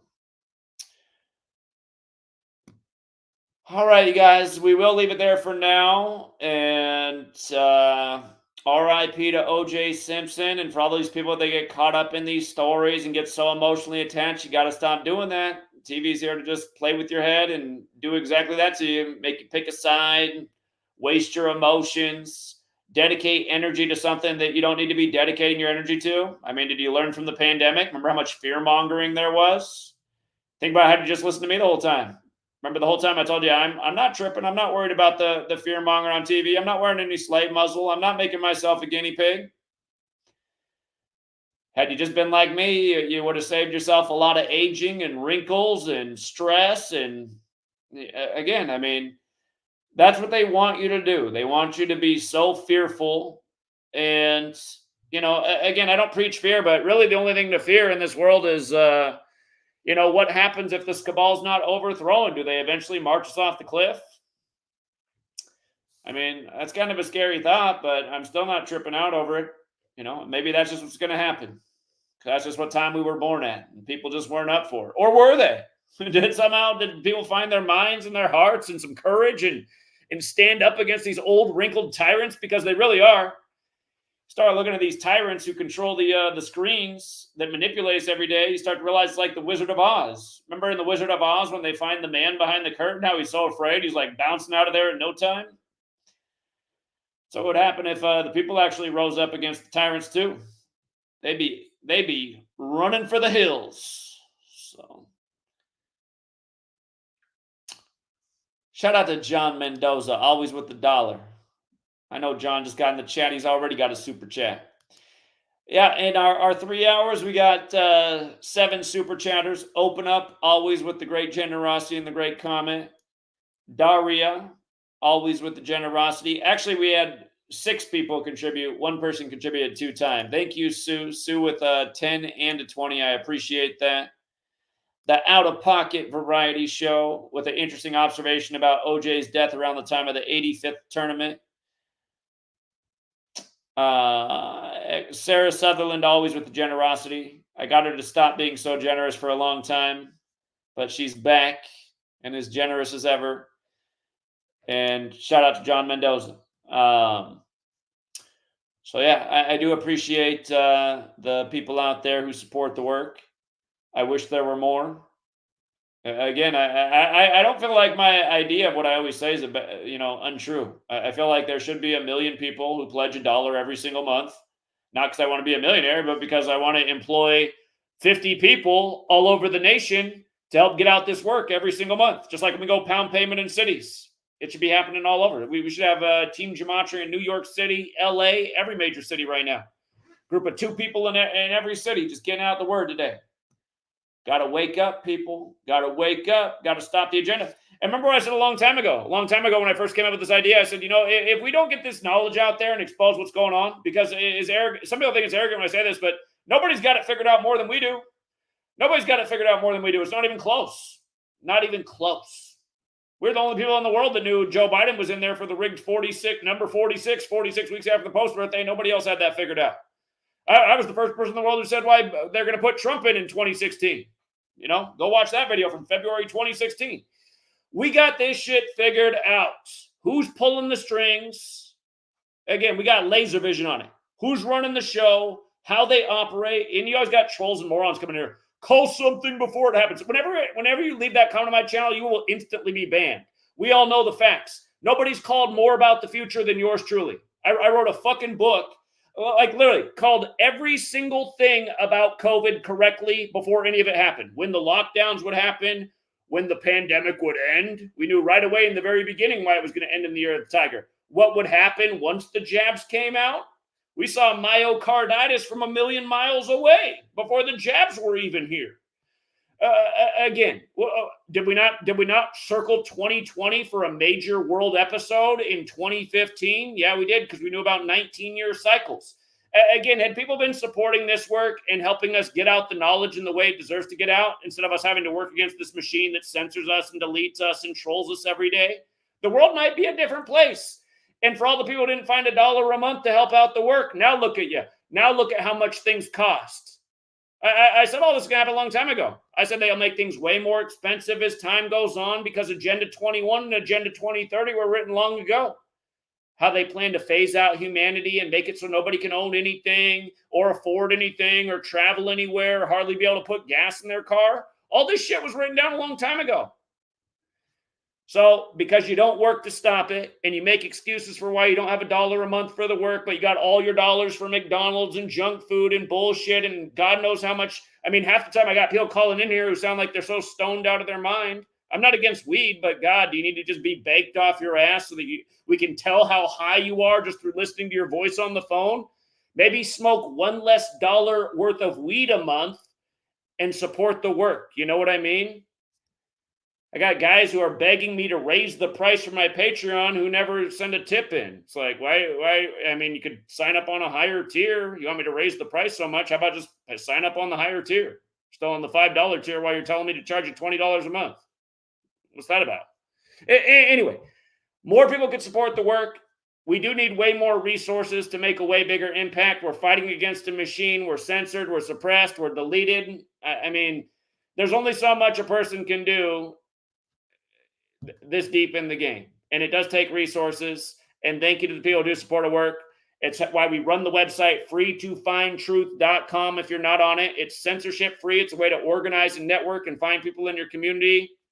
Because people support the work, we're able to go out occasionally and do giveaways, like how we got a whole bunch of people on the corner of the Bill and Melinda Gates Foundation March 13th, 2020, right at the start of the pandemic, to expose what Bill Gates had said a decade earlier. Again, we knew what the whole plan was from day one. And everybody else would have known what the plan was too if they could have heard what we were putting out. Undeniable facts. Show them what the real agenda was. Could have had a nation that would have been like us. Middle fingers up to the policy. No, I'm not putting on any slave muzzle. No, I'm not getting jabbed. You know what would have happened if everybody said no? They would have had to give up. They would have said, oh, the sheep aren't falling for it. I guess we better just move on. That's what would have happened. If everybody had been like yours truly, they would have just had to back down. And then if you say, well, then they would have ramped it up. Well, then you would have had to be like yours truly too. If they wanted to ramp it up, well, hey, I got the hardware in my closet. Here, you want to ramp it up? Here, let's all ramp it up together, American people, and do away with these tyrants. Here, you want to come at us harder with your bullshit? We're going to come at you harder and do what Thomas Jefferson said. Get rid of these sorry-ass motherfuckers every 19 years. But see, that's the problem. That's the problem. Nobody wants to do anything about anything. They're like, oh, what are you tripping about? I got my Pfizer jab, and I'm smoking my blunt, and I'm watching LeBron. I got my McDonald's burger. It's all good. Okay. See how long it's all good for. I'll be at your funeral. Oh, there's another one from myocarditis. Said it was all good. Now look at him. R.I.P., sorry-ass motherfucker. And sadly, that's what needs to happen. The sorry-ass motherfuckers need to be cleared out. Georgia Guidestones might as well be fulfilled, because maybe when we're down to 500 million real ones, then we can actually do something about the tyrants. Instead of having a blockade of 7.5 billion fucking losers marching around with their slave muzzles and doing exactly what the tyrants want, which makes it all harder for the rest of us who know what's going on. So anyway, we'll leave it there for now, Truth Seeker. If you guys want to support the work, all the different ways to support the work are in the description of the video. And I won't hold my breath, because usually there's not really any new people. So thank you to the people who are here and support. It's mostly just you, and I do appreciate you guys. All right, until next time.